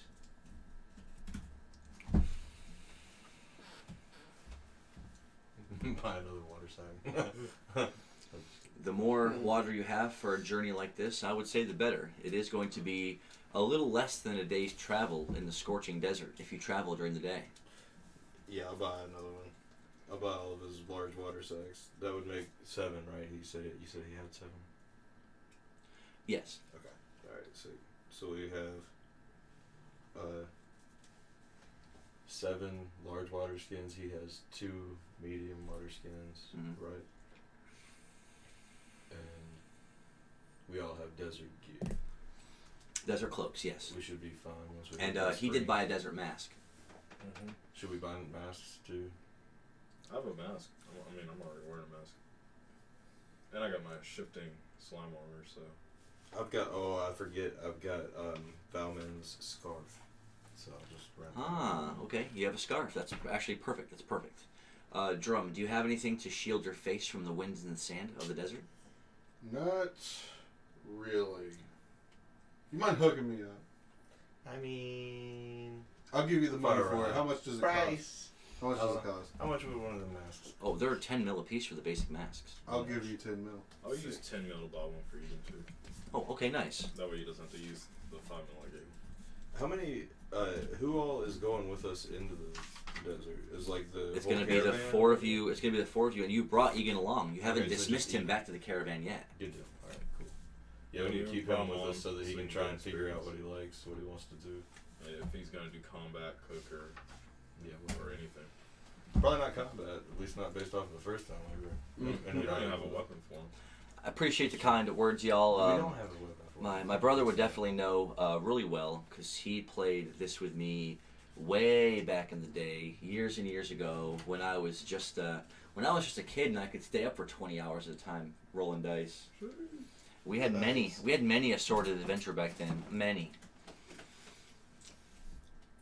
Laying down the foundation. I've got something that I want to give to Egan. See if I can find it. While you guys are working that out, Drum, go ahead and you're going to roll a sequence of d6s. As soon as you turn the corner and see that alleyway behind the King's Crest, you see that the wind has caused a huge drift of sand to go up against the back of the inn, totally just blocking the back door. Like there's 3 foot tall of sand. So start with your first d6. As you run up to it, throw your shovel into it with a 6. Nice. Roll it again. Oh. Whoop. Keep rolling. A 2. So on the first 6, you threw the shovel in and you're just vigorously just pulling sand out from the door as fast as you can. The first minute goes by, and then another minute. You can feel the sweat starting to drip down your green face. You can feel it dripping down your arms and sticking your shirt to your back as you continue to dig just as fast as you can. Roll the second one. A 3. Slowing down some. You've gotten a large part of the door totally uncovered already. So as you're moving the rest of the sand away, I'll give you one more chance. Of the 3d6s, you roll a 6, a 3, and a second 6. Let's go. Insane. Not only did you do that, Zell, but it's something it's a callback that I do use every now and again. And it's so crazy that you said that too. You're being so pretentious right now, you have no idea. So hitting 2 out of 3 numbers were 6s. And so it took you just a minute or 2 to not only move all the sand away from the doorway, but in a bit of a 1 or 2 foot swath out from the wall as well. As you walk back around the building. I do my reroll. Oh yeah, if you hadn't, go ahead. A second Another 6. one. He's digging sand. A third 6! Oh, Whoa! I dig no more grandpa. I can't believe it. Damn bad. I can't believe it. Drum is on fire. He is Dude. burning up. Insane, bro. 2 triple sixes one night. Wow. Another 666 by Drum. Dude, What an absolute legend. as you said, he's on fire. The chat popped up. On fire. On fire. Timing Burning. was perfect. Burning in this scorching sun. Woo! That was sick. You're welcome again. The king has been blessing us. Man, it's already tripping. Yeah. The hour grows late. It's duff. Even. So he does get a move called what did that call it? Fevered dig. A fevered dig. So that's actually going to be like a digging or a mining move. If you're underground and you have a chance to try to mine or extract something, you can use fevered dig to expedite it. Or if you're digging for treasure, if you find a treasure map, that's a perfect move to start laying out on where the X marks the spot.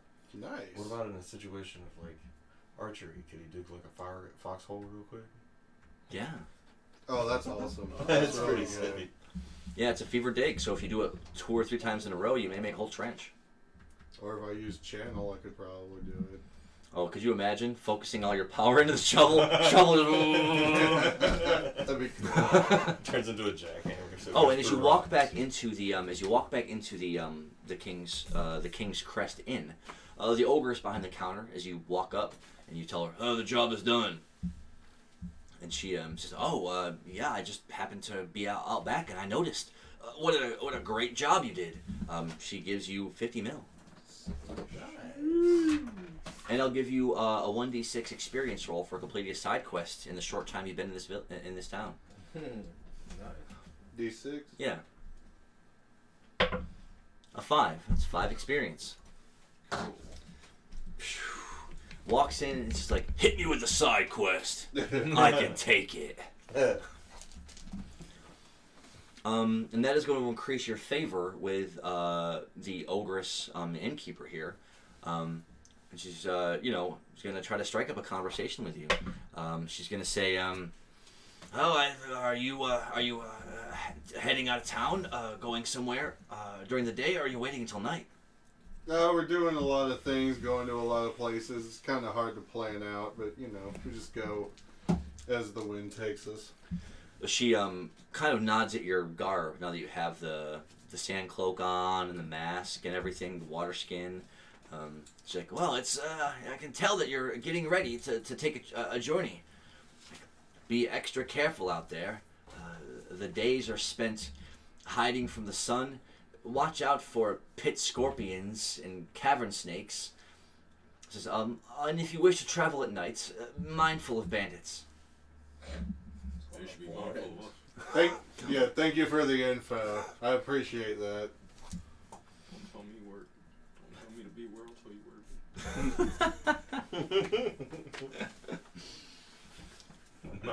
tell you work. So she offered you some advice about traveling in the desert. And also she's going to remind you about, if you're headed to Rekoppa, which you perked your ear up when she said that. She says, most people go to Rekoppa city from here. It's the biggest city on the continent and home to one of King Hamlin's many castles. Looking over at the painting, she almost lets out a breathy sigh when she looks at it. She's smitten for the king. She hot for the king. Now that we've seen the picture of him, what does he look like? I know that you've already explained, The king's tall, 6.5 feet, square-jawed, hawk-like nose, piercing gray eyes, thin, long, gray hair with a gray mustache. Again, broad-shouldered. His son looking sort of thin and, smaller next to him, but still regal-looking. But the king with his, hefty gold jeweled crown on, red and white frilled regal robes in the painting makes him look incredibly regal and impressive standing there stoically. Nice. And she was looking at the painting and just going, All right, calm it down, lady. Do I need to leave you alone? You need a room. You are the innkeeper. You got a lot of The room is the main lobby with that paint. Hey. So, she gives you that advice about traveling in the desert. And when it comes to, you said, she did mention that she thought you were traveling to Rekoppa, which you acquiesced to. You said, yeah, we're headed that way, maybe eventually. And she's like, many travelers get lost along the way. It's like, make sure to use the markers if you can find them. Good to know. I will be sure to do that.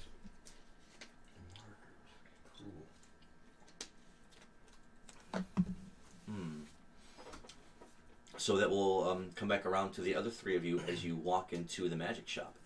This is a two-story place with high walls and a bit of a domed ceiling. And again, walking in, the wind sweeping around you, blowing sand in, shutting the door behind you. You see there's 3 or 4 people already in the magic shop here. And it's got a short, rounded counter at the other end, and one simple shelf in the middle that sort of turns the shop into 2 little hallways. And on each side, you see an assortment of healing items, healing potions. You see different powders that they can be combined, or each one may have some kind of an effect. You're not sure what. You see set behind a glass counter on the other side of the shop, some nicer looking rare weapons and magical finds, some antiques maybe. And you see some basic wizard staves, and you even see on a rickety looking, dusty, sandy bookshelf, it's thick, full of books. So as you kind of taking stock of everything in the shop here, the shopkeeper, and we'll say that it's an old Tauren fellow, with an arching back, stooping him way over, long, muscular, furry arms, You know, and Torrens, you know, bodies seem to get smaller as they goes down, so their legs are a little scampier with hooves. But he's got a thick cloth apron, and he's kind of stooped over behind the counter, muttering something under his breath as you're walking around the shop. Did you want to go to the magic shop next, or were you going to the fishery at the end of the docks? So many good options. I'm gonna go for the magic shop first because it's the closest. Yeah, and they had already been walking in, so I was going to have you walking in with them or just walking past. So if you walk in with them, you know, you have the whole magic shop to peruse and investigate. As you walk up and you see that, you know, aged Torn fellow stooping behind the counter, under the counter, under a thick pane of sandy-looking glass, is some magical trinkets, a ring, a magical staff laid out there, and a couple of other magical items set on a nice pillow. I'm gonna go look at the books, see what books are available. Hopping over to that side of the item shop, and again, it's only a 2-stack shelf with like maybe 5 or 6 books packed into each line. And a lot of them are kind of basic. You see like a building book, and you see like a basic mixture book on how to make like clay and how to make like building blocks out of dirt and sand and stuff. And you also see a storybook, which looks like it had been used considerably. The cover was about to fall off of it. A couple of other books that seem to be like recipe books, like they're cookbooks, I'll say that. They're recipe books for different kinds of foods and dishes. And then there's a couple of rare books on the bottom shelf as you lean in close to examine that must be wizarding spell books. I'll grab the building book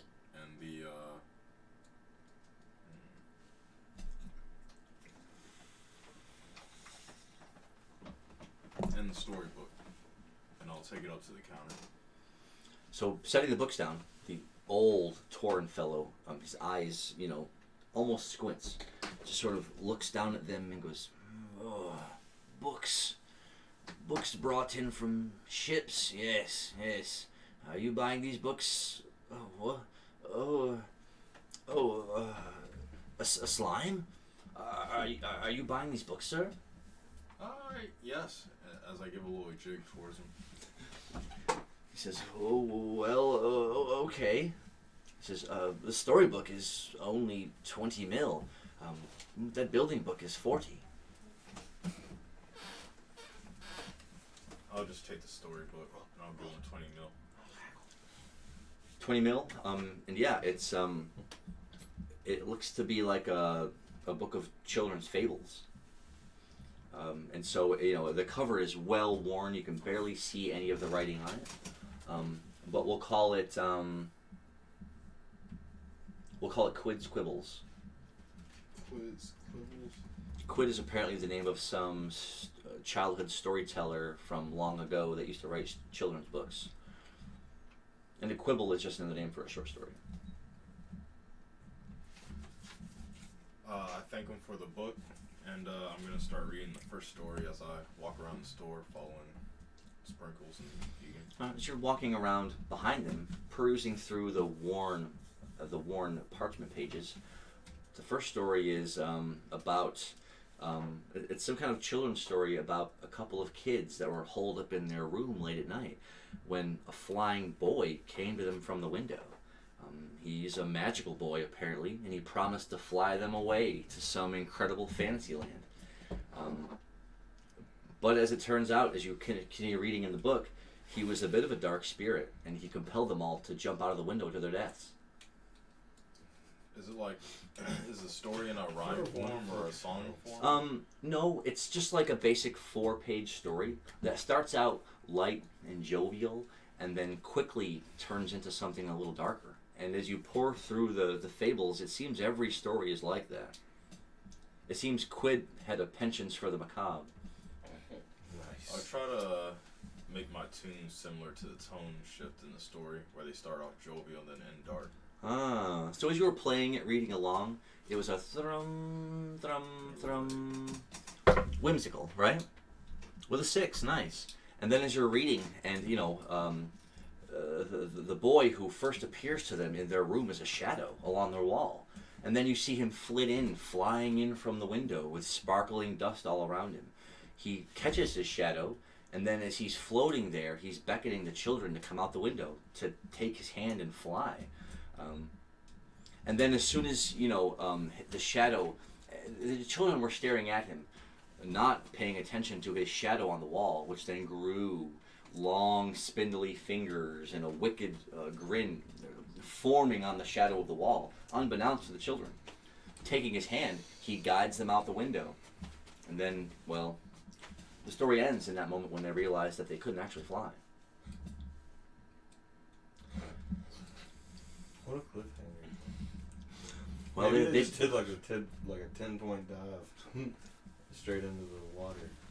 Yeah, so every fable in this book Usually just works seems for to me. start out light Exactly. and magical, and then just takes a dark turn.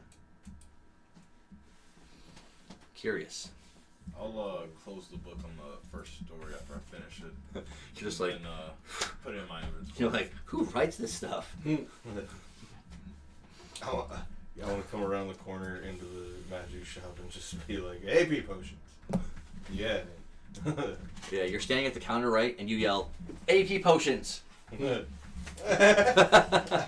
know I was already at the counter. That's great. You did not. I'll That's go up fantastic. to Irving and hold up my AP potion. He's talking about these. Then I'll Yeah. put mine away. Swishing it around, you're like, these magic, these champagne of potions right here. Yeah.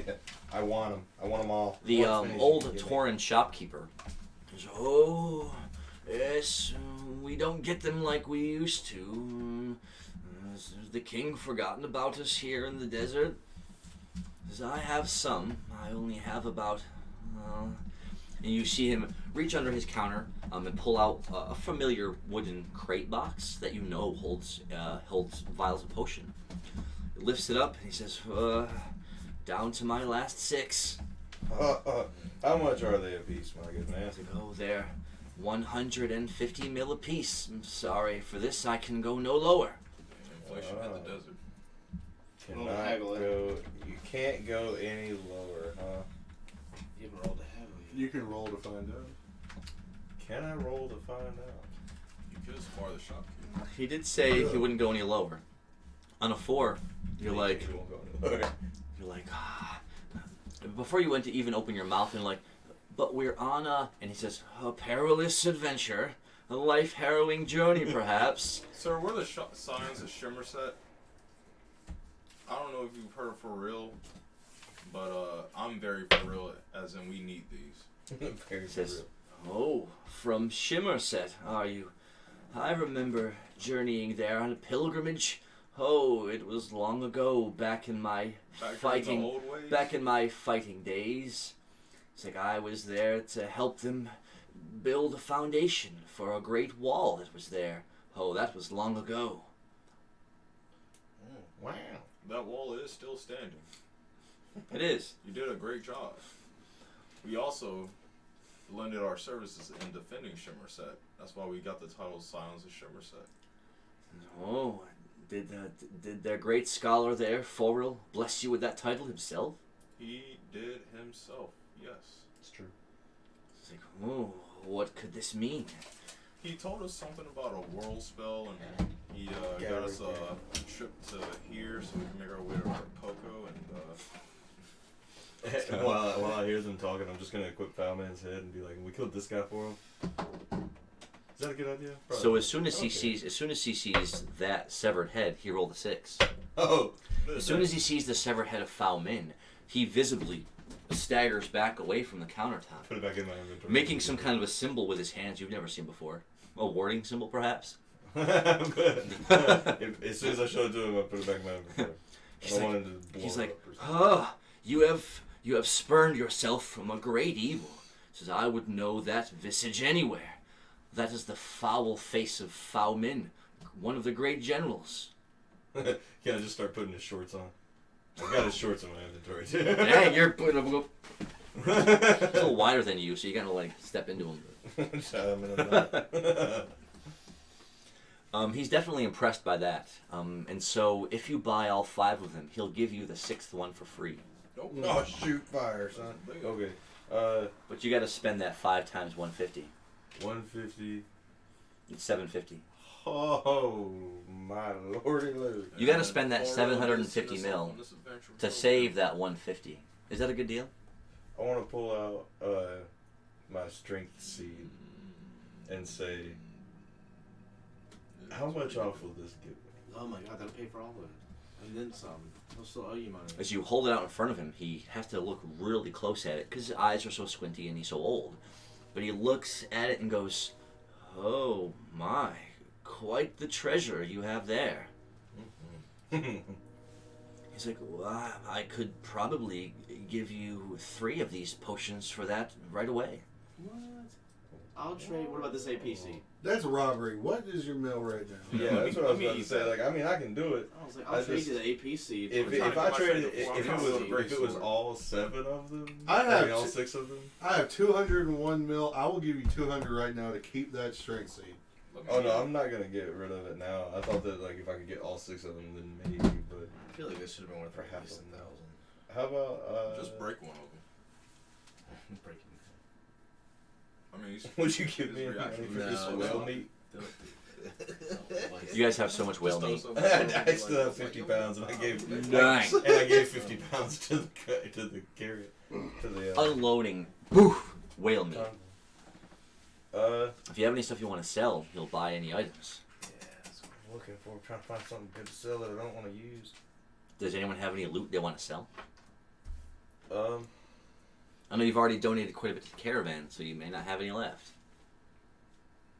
I'm gonna take the shorts off and be like, you want to buy Foulman's shorts? I took his head and then I took his shorts. These are his shorts. You can have them. The just worn, semi-warm shorts of Foulman. They're comfortable. Well, I They are intimidating. A little, yeah. he rolled a 1. Says, "Oh, I don't think I'm interested in I that." put them back on. Dark shorts.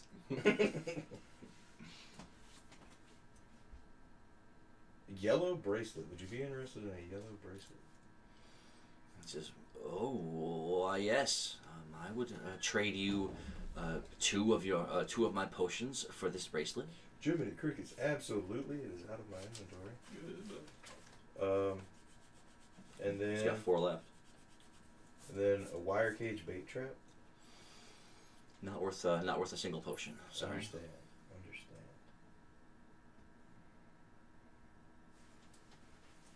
Are we still gonna be able to go to the fishery?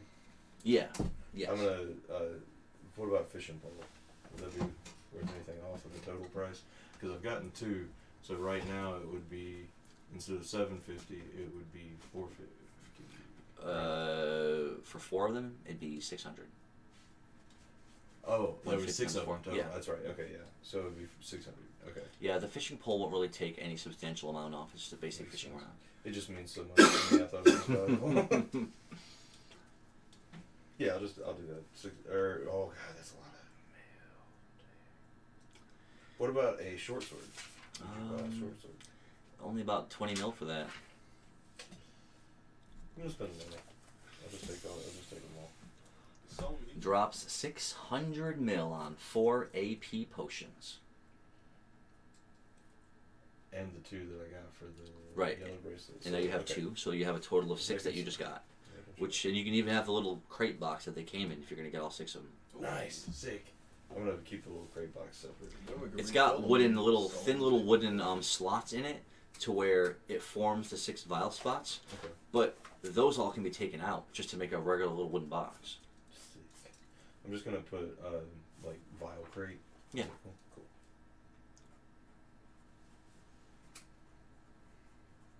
Sweet. Awesome. Oh, and the 600 mil will put me at 1050. Alright, and then I'm heading to Who's all in the magic fishery shop right after now? Everyone who's in the magic shop, roll an investigation check.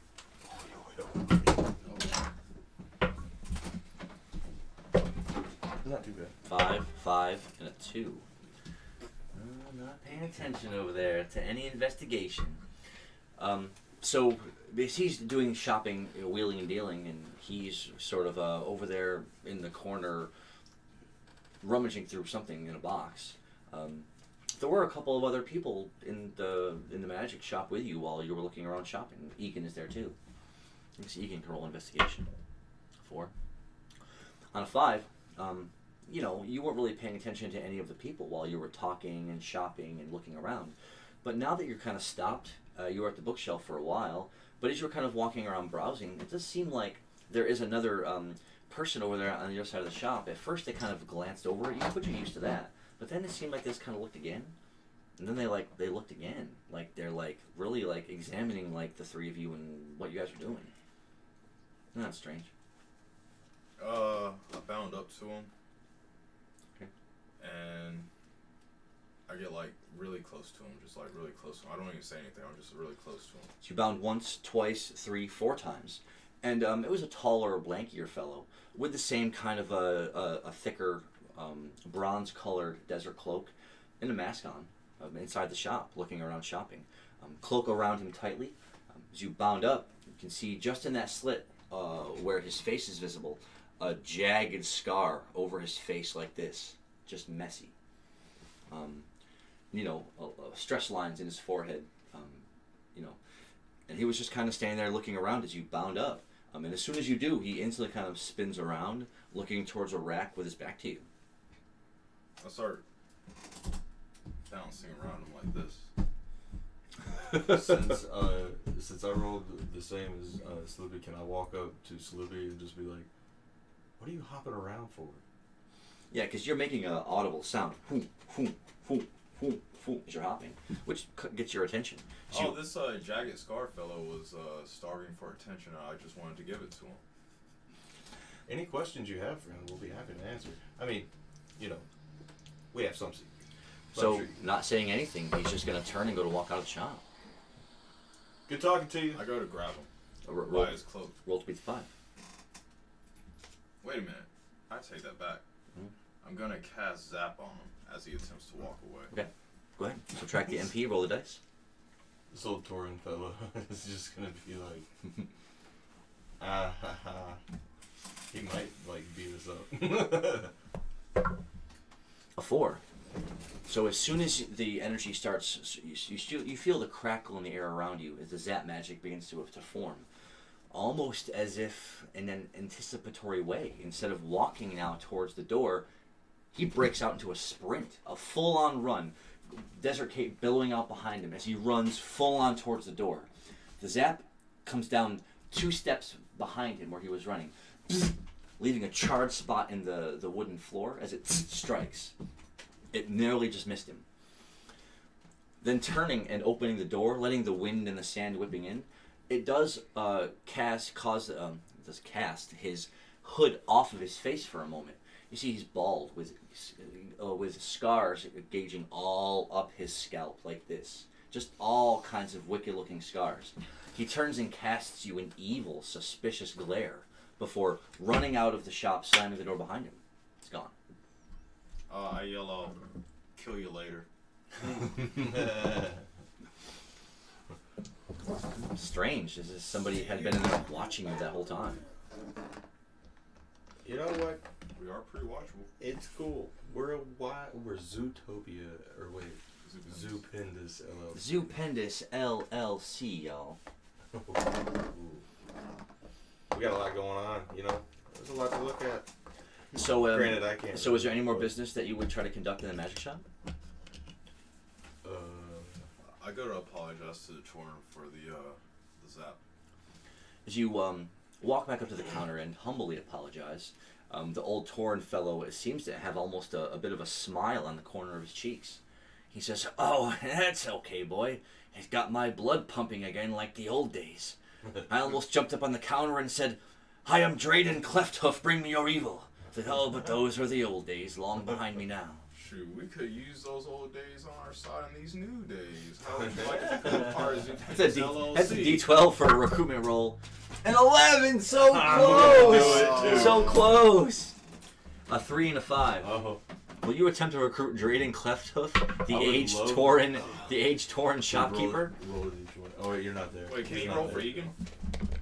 Can Egan recruit people as well? Oh, Egan is going to humbly try the same You thing. can tell him how great at the LLC Hits is. a deuce. Walks up, legs shaking in front of the tall, he's old, stooped over, but he's still way taller than Egan. And he was going to ask him, but he suddenly became overwhelmed with anxiety and couldn't at the last moment. Start throwing up again. that's hilarious. But, Droughton Clefthoof, which is, the only name now is, his name is Droughton Clefthoof. He claps his hand against his old chest. He says, before I was a builder and a peacekeeper, I was, sad to say, once a Tauren warrior in one of the general's great armies. But I long ago lost my bloodlust for battle, decided to turn over my days as a humble shopkeeper instead. Cool. Drayden Clefthoof, now he sells books, and his warrior days are behind him. Nice. Roll a d6 at the same time as Clefthoof. A 4, he rolled a 2.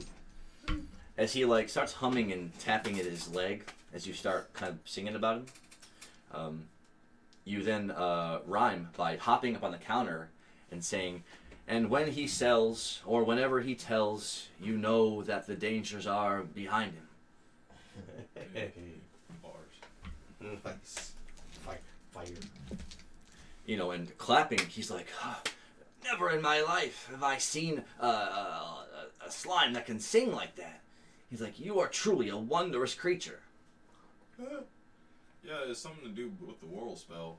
I don't know what exactly that is, but Yeah, you Real told us had about mentioned it before, and though he was there at Shimmerset helping them build, and he's old for a Tauren, maybe 200 or 300 years, any of that information is still way predates his existence.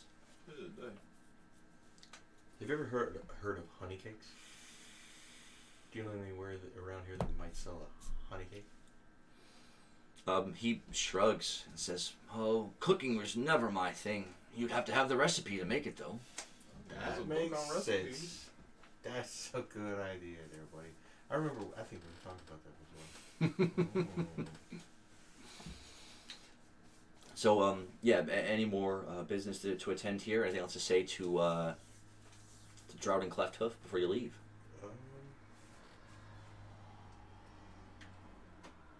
Good business. So as the three of you make your leave from the shop, you were just coming out of the King's Crest. They had given you Mill, and that ogress had droned for a minute or two about King Hamlina. She seems to have all sorts of gossip about him. Seems that she's just a little more than interested is why.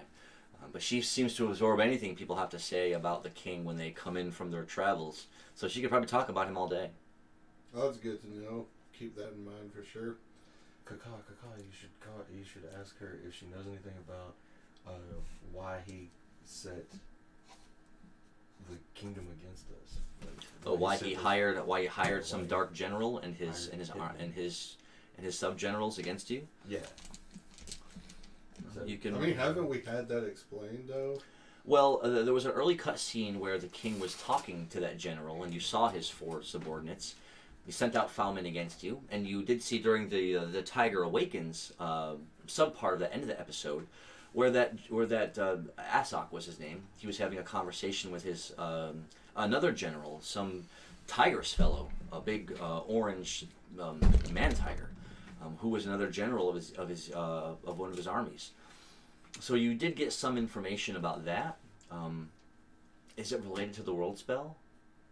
Forel seemed to have been convinced, but he still didn't know why Asok himself would be compelled to take action against you.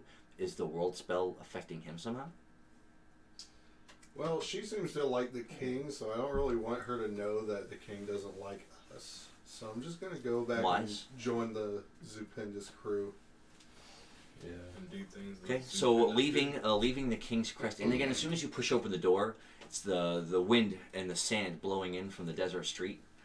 But as you make your leave and you head back up towards the docks and the ocean, it won't take you a few minutes to catch up to them as they're all standing outside what we call a fishery. And it is a crude little wood adobe shack nestled there against the docks in between one shop and another smaller building. And if you were to stoop your heads to walk inside, there's no door. There's all sorts of fish in buckets and barrels. Fishing line, fishing hooks, some kind of strange little metal colored fish. They're not fish, but they're little tiny fish. You're not sure what you would even do with them. And then back behind the counter, and there's a couple of taller goblins all working behind the counter there. One of them is tying something up against the fishing rod. Another one is shaving something, a sprig of wood. And another one is standing behind the counter, kind of examining their wares as all of you walk in. One of the goblins says, "Oh, are you here to sample our fine wares? We catch the finest, freshest fish on Nakamotion." Nice. Do you have any maroon whale? And it says, "Maroon whale? No one catches the maroon whales." Hey, Egan. Show him the whale. I nudge over to Egan to show him the 10 pounds of whale meat I gave him. Yeah, you know, and it's hard for him to hold that much like this. He's like, whale meat. I'll equip 10 pounds too. So the goblins are all just staring at you like, you know, amazed at how you would procure so much of that meat. But they're... We have more. Yeah, you're just piling it on, right? Boom, boom, boom, boom, stacking it. They're flabbergasted. They say, "Oh, you must be the luckiest fisherman we've ever met." And now I want your finest fishing rod. How much would you want per pound of whale meat? Between them, they'll discuss it. 4, 5, and a 6. They'll buy like 30 pounds of it for like 60 mil. I'll sell you 30 pounds of it for 60 mil. Okay. Sick. Yeah. I'm cool with that. Whale meat, that's... And as far as fishing rods, they do have regular fishing rods. But then they also have these little metal things that they call fishing lures. You attach it to the end of your line, and if you cast it, it can attract larger fish because of the colors. Some of them even have a joint in the middle, so when they're pulled through the water, they do a little flicker motion.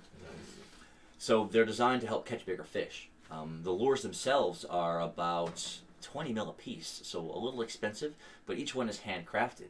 One of the goblins is kind of going on about them, saying that he makes them himself and that they're guaranteed to catch bigger fish. And he's like, if you're not catching bigger fish in one day, you can bring all the lures back and we'll give you at least half your money back. Are they like one-time use? Yeah. Cool. Oh, they're one-time use? Yes, but every time you use one when you're fishing, it adds a +1 to the fish to your cast roll. And how much were they a piece? 20. 20 a piece. And as far as fishing rods, they have the basic fishing rods, and then they have what's called, because you're on the ocean, they have ocean rods. Nice. What Alright. is an ocean rod? They're 75 mil a piece. What about an ocean rod and 2 lures? Right, that's 85 mil. Stacking up on the fishing equipment, which I can't. I'm not surprised. I know you guys love to fish. Can I buy an ocean rod, but can I trade fish for the rod? The tallest of the 3 goblins, the one standing in the center, apparently their leader, says, "Well, we're what we call fishing connoisseurs. It'll have to be quite the fish to get our attention." Just want enough to get a simple ocean rod. I do have some interesting things here. I have this mud grouper. It's pretty big. That's a nice fish, but I know my cousin here caught one of those just a few days ago. Alright. What about this baby angel shark? Says, "Oh, well, that is a rare find indeed. An angel shark." Says, "Have you cut it to its skin?" No. Says, "Oh, well, one of those for an ocean rod would be quite sufficient." Could you throw in a couple of lures for it too? Says, "I'll throw in 2 lures." Done. Nice. And as soon as the trade is done and they receive the angel shark, he hands it off to his 2 cousins, and they instantly start slicing the skin off it for something. Good for them. What about this bloated batfish? think that was like a 7 that I rolled or something like that, or a 6. Can I sell them back the regular fishing rod I had? Yeah, for like 15 mil. Okay. The yeah, it's a bloated batfish. So as you kind of take it out, the goblin says, "Oh, put that on the counter for a moment." Here. As you put it on the counter, he then boom slams it with his hand. Okay. It was bloated. As soon as he slams it, all this bile and bilge and stuff comes bulging out of its mouth onto the counter. He then starts digging and pouring through it with his little goblin fingers. Thank you for doing that. I know I drove over to Egan like, goblins are weird. Well, Egan, let's see if he picks up anything from watching these guys do what they're doing. A 6. He seems somewhat interested in what they're doing, but he's never tried to fish himself. I'll give Egan my fishing rod. I was gonna sell it, but he doesn't have one, so he can at least learn. Can I Okay. attempt to make one of these guys my master? That's such a good idea. So, it would be the goblin in the middle.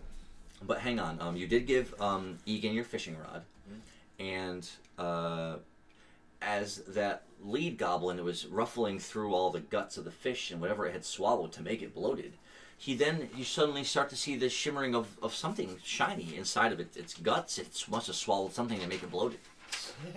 He kind of pulls it away to reveal what looks like it's a silver ball bearing, like it's a silver ball, but it's thick. It's heavy. Sick. He's like, I'm not sure why I swallowed this, but this is why it was bloated. Oh, sweet. So it's a I'll take heavy, that. it's a heavy silver ball. Heavy silver ball. Sick. He didn't want the fish. He noticed that it was bloated, and so he knew right away that there was something else going on. Nice. I'm just gonna change it to batfish. Yeah, it's a batfish now. Yeah. You said heavy metal ball. Yeah. Rock on. So if you want to try to master to him, it would be the D12. And he is we'll say his name is Grilva, the Fishmaster. Grilva. Grilva. Grilva. I like that. It's an 8. Does anybody else want to try to apprentice under Grilva, the Goblin Fishmaster? A 9, that's better. It needs to be a 12. Yes. Anyone else? I'll go. 12. A 1. What about You didn't even fish that much. True. I'll give it to Egan. Egan wants to, well, this is to be a defining moment for him then. That's true. Hits an 11! Oh my Hits an God. 11! So Dude. close! No freaking way. Egan seems to be, right now, his character seems to be leaning towards something in the fishing or fish mastery right now, based on his roles and what he's experiencing. So it seems to be leaning that way. So you have a trip into the desert happening, momentarily. Sick. No water in the desert, or I Uh, don't know how much fishing you'll be able to do. I asked Gruber the Grub No Master land sharks. if he'd be willing to watch over Egan for us, since he's also a goblin. We took him away from his home, and Let Egan come with us. he could die. So, duh. They knew that when he signed up. Damn. Yeah. Nobody hit the 6, and so yeah, they're reluctant to let anyone else work in their shop, especially someone that they don't know that isn't in their family. Keep him all alive. Kinda He'll be makes alright. sense. He won't die. I mean, even like the whole goal in bringing him with us was just so that he could try out some stuff. We can level him up too. He's Yeah, there, for- everyone yeah. killing stuff. He'll get a bunch of experience. For real. That is true. He's like that one level 1 or 2 Pokemon that you keep at the back of the party. Yeah, you give him the EXP share. Exactly. I just saw some other goblins be interested in him too. Yeah, they're a little more, they have more solidarity in their group. We worked so hard to get him. Good. At least they're that's the kind of family you wish you had. Oh my god, this. Can I just like hand you this real quick and see if there's any fish on here that they would be interested in? Let me take a quick look. What would they potentially consider giving me for the multiple lake? Jiminy crickets. That's it. Wow, they'll buy that. My man. The It's a only whole thing, legendary. the only thing they may see or they like is the spiked starfish, and they probably get about 50 mil for it. Okay, I'll hold on to it. I might be. I still want to stick with that. So Sure they thing. will buy that off you. That's a pretty exceedingly rare fish. Grilva, the fish master, recognizes it instantly. He's like, "Oh, I recognize the patterns and markings on this fish. It's been enchanted. So it must be must have owned by someone who is a powerful wizard." Says, "I'll give you 400 mil for it." Powerful wizard, dude. Yeah, I'm gonna hold on to it. Dude, I'm telling you something about some enchanted bait, dude. Catch a crazy food. Oh, time to Yeah, fillet the legendary fish into bait. Oh. I'm gonna we'll see. Some legendary chum. I'm just kidding. What about this river dolphin? Is that worth anything? Yeah, they'll give you like 100 mil for it. I'll sell the river dolphin. They don't see a lot of. We don't see a lot of river anythings out here on the desert and the ocean. Pretty rare.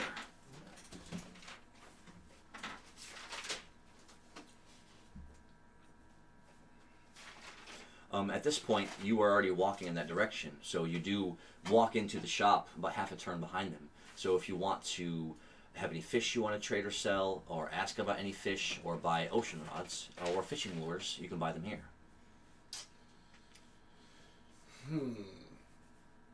Let me take a look at them fishing lures. So they're painted. Some are painted red, some are painted green, some are painted a dark, dark blue. They've got a little joint in the middle to where while you're pulling them in the water, the back end sort of does a bit of a wavering motion. They're made out of, they're made out of little pieces of metal, but they've been banged into little fish shapes. All right. Any significance of the color differences? No. He likes to claim that the different colors could attract different kinds of fish, but because they all give you a +1 to your cast. Well, I want a few of them anyway, so I'll take 3 of them. That's 60 mil. I will haggle.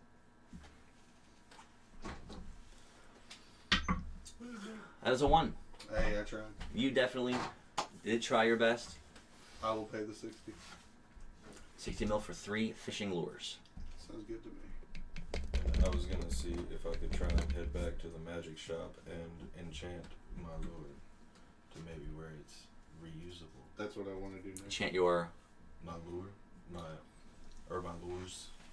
So, because they're a single time use, like the fish bites it and like it's gone at that point. So even if you enchanted it, you might spend a bunch of money to make them a little better, but it'd still be consumable. Okay, alright. I'm gonna try and make one. So you get adept at it, then yeah, you maybe can finagle something up, sure. Do you have any books that would teach me how to, like, on lure making, Mr. Goblin Master? Fishing Master? So I could write a book about it, but oh no, all the secrets are right up here.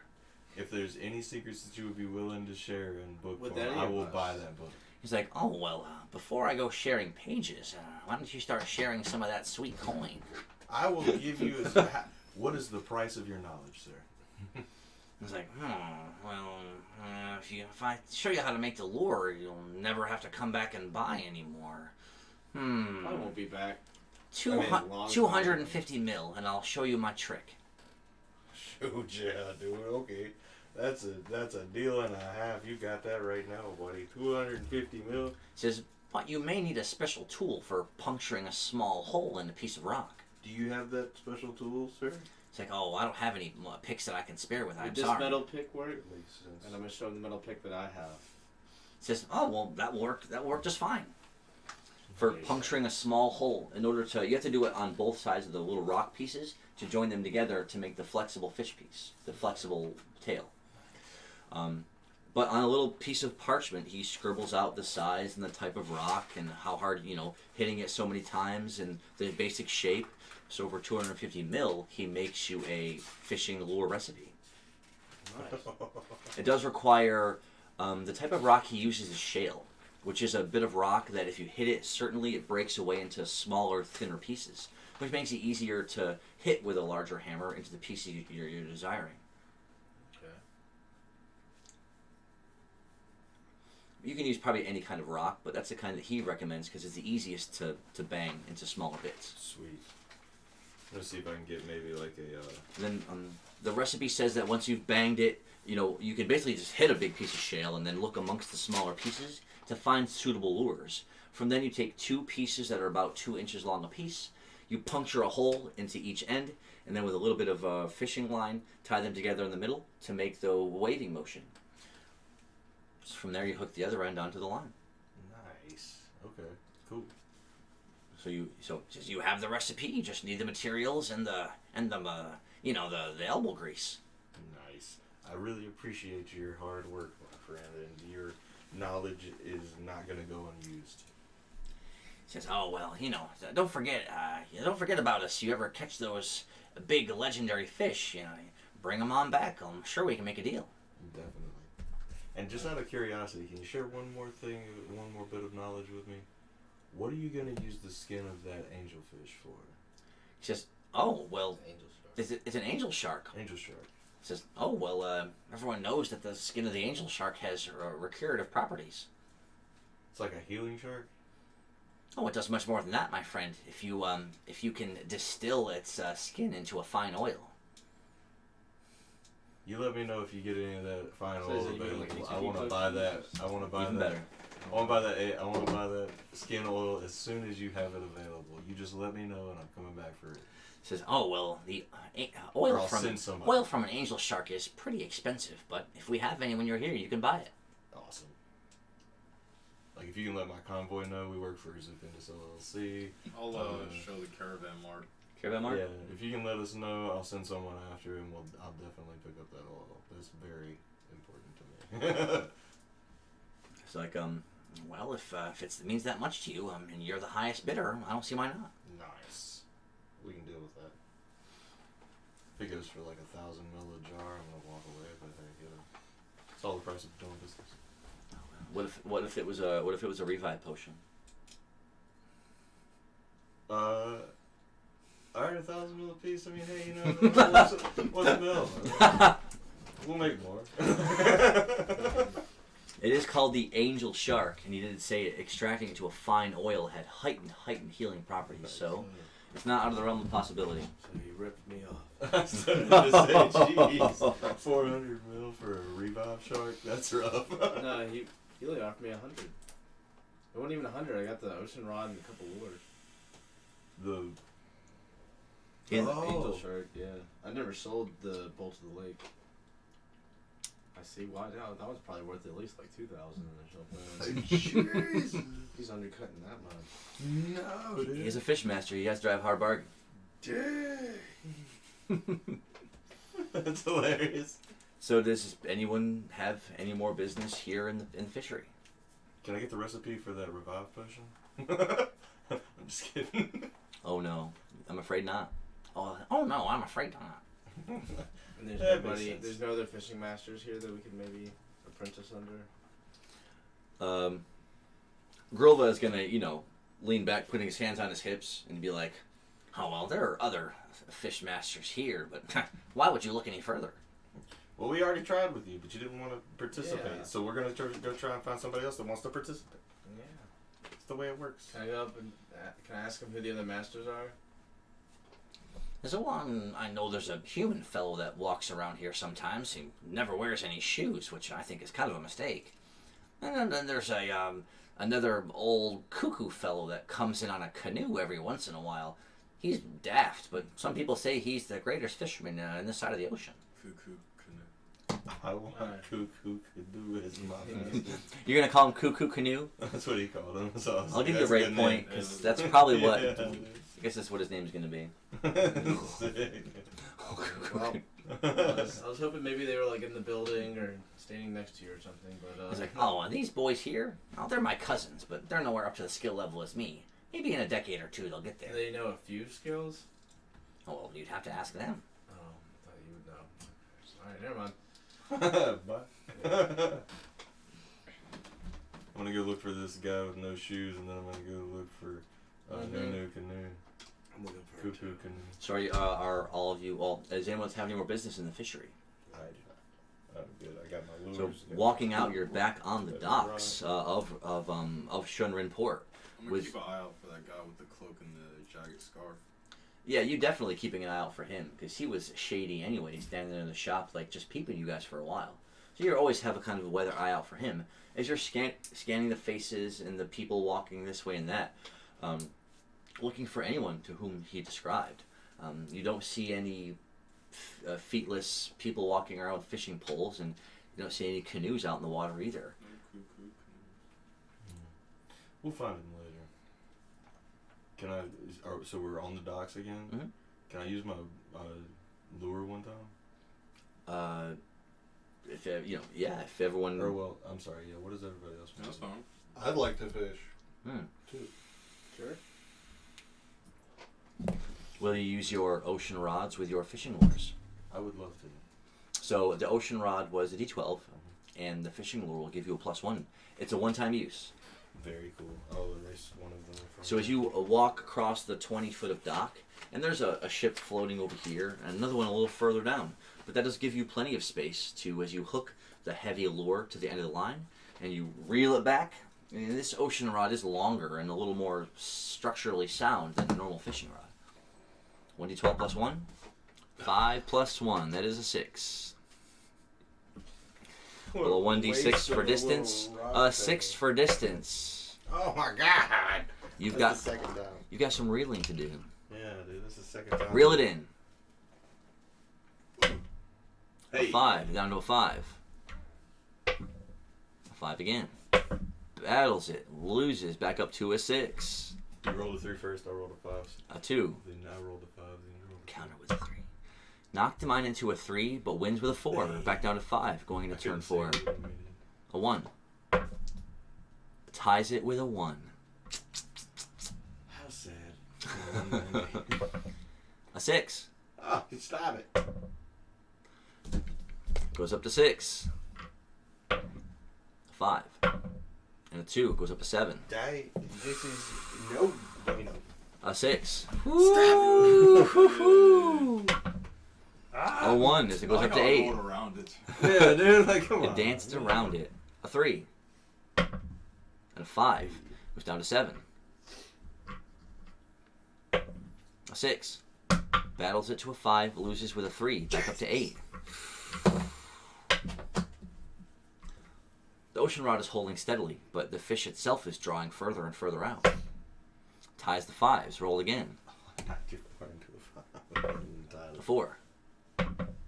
3, up to 9. You know what happens at 10. I do. Alright, well it is at 9, and so it is going to attempt on a 1. No, you And a don't. tie. A This thing 6. is dead set on getting away, dude. Ties the 6! Okay. Fish Fighting bonus, no bonus, player My bonus. bonus. Hits the Bonus. 6. Let's do another one. Will this No, be not quite. will this be Eventually. for the fish to suddenly seize up? Ooh, Oh, no. so What's close. 3. And a 5, down to 8, going into turn 9. Thank you. 3. No, dang it. It goes back up to 9, going into turn 10. A 5. It bounced straight over it again. That's It goes up to 10 and then takes a fatigue point back down to 9. Yes, we hit 10. No. I'm sorry. A 1. And a 4 goes down to 8. Easy. A 1. Goes down to 7. A 6. Danced around it. Back up to 8. Roll a bonus. No bonus. Cast in with a 4. And a 5. Down to 7. Takes a fatigue point. Goes down to 6. A 3. Bops it. Wins with a 4. Down to 5. A 6. Woo! Bop. Ooh. Can't change the 6. A second Double 6. 6. And a 1. Goes back up to 6. A 6. Knocks it to a 1 and ties it with a 1. Oh, Sorry, I didn't hit you, but I didn't try. Well, then again. Yes, sir. A 1. Hey. And a 2. Goes down to 5. A 2. A 3 goes down to 4 and takes a fatigue point to go down to 3. A 3. Hey, bounce off Slippy. A 1 You gotta be goes back up kidding to me. 4. A 4. A 6. Hey. Down to 3. Roll it again. Whoops. Oh, dude, I thought that was a 6 for sure. A 1. And a 1. A 4. Hey. And a 5. Goes down to Hey. 2 and then takes a fatigue point to go down to 1. throw Load the it. harpoons! Yeet. Misses with the harpoon. Wait, one more. Misses with the second harpoon. Sprinkles throws the harpoon haphazardly into the water. Well, Stop it slipping. a 4! Hey! Let's go. Roll it again. Nice. A 2. So the fish that you catch there, we'll call it a heavy claw lobster, Sick. known for its claws really not stopping growing. It gets in fights with other lobsters of its size, and if they get chopped off, it's only a short matter of time before it slowly regenerates and grows back. We're having lobster for dinner, my friends. Whoa! Nice fish. Good catch. Super sick. Will anyone else test out their ocean rods and or fishing lures while they're here on the I'll docks? ask Egan to try his hand at fishing. Oh, That's well, a good. he does have a basic fishing rod. Let him try it. I'll let him use my ocean. Oh, okay. He fumbles with it at first to try to figure out how to get it to work, but as he finally casts it, it's a 1. Befitting of a beginner, it's okay. Distance is a 2. Alright, so he's going to attempt to catch this fish.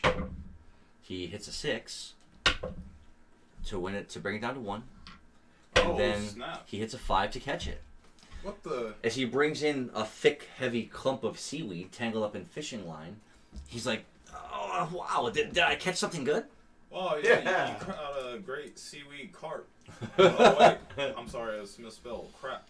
Throw that back in the water. He definitely, caught the heavy tumble of seaweed, and as he kind of tosses it back in, he's like, he shrugs. It was okay, but he really didn't feel anything motivating him when he did it. It was definitely his first successful catch. Yeah. Did he get a? Did he get an experience point for throwing the seaweed back? Oh yeah, sure. Sick. That was his first free experience. One experience Nice. for that NPC. Let's go. That's freaking good. Nice. Journey Well, of 1,000 steps. Will anyone else attempt to fish one time? I'll fish. I'm not going to use my lures. I'm going to save those, but I'll fish. Okay. 1d12 if you have the ocean rod. An 11. Ooh. Let's go. That is a D. Oh no. 9 and 10 is a D8, and 11 and 12 is a D10 for distance. Fish distance 2. Nice. Did you use your lure? He did not. No. Okay. But the fish distance is 2, so go ahead and start the reel. I roll a 1 in the corner. That's a 2. Brings it down to 1. Fish is down to 1. Who will get the harpoon? Harpoon missed with a 1. Harpoon lands with a 4. Nice. Let's go. Wow, on an 11 size fish, you're going. Two-turn catch. Ask Egan what he thought about that. Yeah, I mean he caught seaweed, but it's this massive, and we'll say you caught a tundra tuna. Sick. Good. From Toyota. The Toyota tundra tuna. The Toyota tuna. I mean it's a massive, massive fish, about 4 feet long with a thick, heavy slab, meaty midsection. Egan's eyes just go wide. He's almost afraid of its size and the way it's flopping on the docks. But it is a massive tuna that you caught. You get some experience, Egan, you can start pulling that. Yeah, dude. I need my ocean rod back though. Oh yeah, he does surrender that back to you. Will you fish one time, Sprinkles? I will. Do you have the ocean rod? I do. Will you use a fishing lure? I am going to, yes. Alright, that's a 1d12 plus 1. Let me erase the lure. Hey, drum. This is Irving talking to drum. Could Yeah. you use your fire stuff to like heat up this clay that I have So it's a and D12 like plus fire kiln Yes. it to be hard? See, it's a disc that moves. 8 plus 1, that's 9. So I might be able to drop it on it. I can but roll a I don't know 1d8 how for it distance. makes- Fish distance is 6. I mean, I can try, but I don't. Alright. It might not work out. Begin the catch. I might just tarnish your. A 3 and a 5, it goes down to 5. It's all good. Thank you. Oh my. Oh, Keep it in what the a box. Now I'm rolling out the Right. box today. What's up? A 5 on your 4, it goes back up to 6. Hey. I think that has a little bit of A 5 in the fun corner. to it though if you miss the box. And a 2 goes up to 7. A 5. Quit rolling the box. I don't want to. 5 on a 1. He goes down to 6. And it goes down to 5. A 3. Done your dice, Marsh. Ties the 3. Oh my. A 2. 3 brings it down to 4. A 6. Battles it. Knocks it to a 5. Only lands a 3. It goes back up to 5. Going into turn 5. A 4. And a 4 to tie again. A 3. And a 5 to bring it down to 4. A 5. And a 5 to tie. Let's go. A 5. And a 1. The mark is strong. Goes back up to 5. A 5 again. Hits a 5 to tie. Marks everywhere. Hits a 4. A 5 to bring it down to 4. Roll The for it, 5s roll. are inexhaustible. A 6 in the corner. Battles it. Makes it a 4. Loses with the 1. Back up to 5. man. Going into turn 8. A 4. A 3. Back up to 6. Going into turn 9. A 4. Flips it out of the box. You gotta keep it in there. Ties the 4. Oh my gosh. A 2. And a 1 to take it up to 7 going into turn 10. A 6. Battle it fiercely. Battle it fiercely. Kaboom. It goes up to 8. Use rolling. Oh, and it takes a fatigue point to go down to 7. And I'll roll a bonus. No bonus. No. A 4. A 3 goes up to 8. A 2. And a 6 goes down to 7, down to 6, and they'll roll it again. So it's a 6 right now. What's the size? The size of this, was it a 6? What'd you roll on your size? I didn't roll? know which one you were. I thought you were using that. Yeah, this is the distance, but wasn't the size Size was 8 plus 1. 8 plus 1? Okay, thank you. I remember that's a 9. Alright, nice. Going into turn 13. A 6. Battles it into a 1 and wins with a 2. That takes it down to a 6 and then fatigues down to a 5. Going to turn 14. Wins, takes it down to a 3. A 3. And a 2. It goes back up to 4. A 4. And a 2. It goes back up to 5 and takes a fatigue point down to 4. A 3. Wins with a 4. Brings it down to 3. Go, come on. A 6. Battles it. Knocks it to a 2 and wins with the 3. Down to 2. A 4. And a 5. Down to 1 for the catch. Throws the harpoon and misses. Throws the harpoon at Stevie Mill. You've got to roll it. It landed on 4 on the ground too. Nice. It's meant to be. It means you're going to roll 4 here. Hits the 4. Yeah, let's Roll it again. A second 4. Roll it 3 again. 4s. Ooh, a Oh. 3. I can throw another harpoon. It was So, on a 9, I will say you caught a,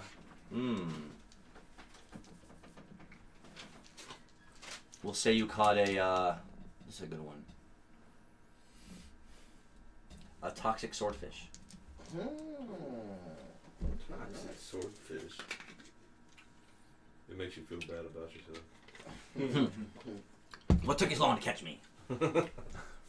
Toxic, Just comes out throwing shade. toxic swordfish says GG easy. You put in the chat. A text bubble pops up.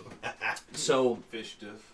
as you caught that fish, and it's the 4 of you standing on the docks here, it's been past the afternoon hour, and so the sun is starting to make its descent down in the bright, crystalline blue sky. Not a cloud in sight. Even with your masks and cloaks on, protecting you from a lot of the sun, it's still warm and you're still sweating.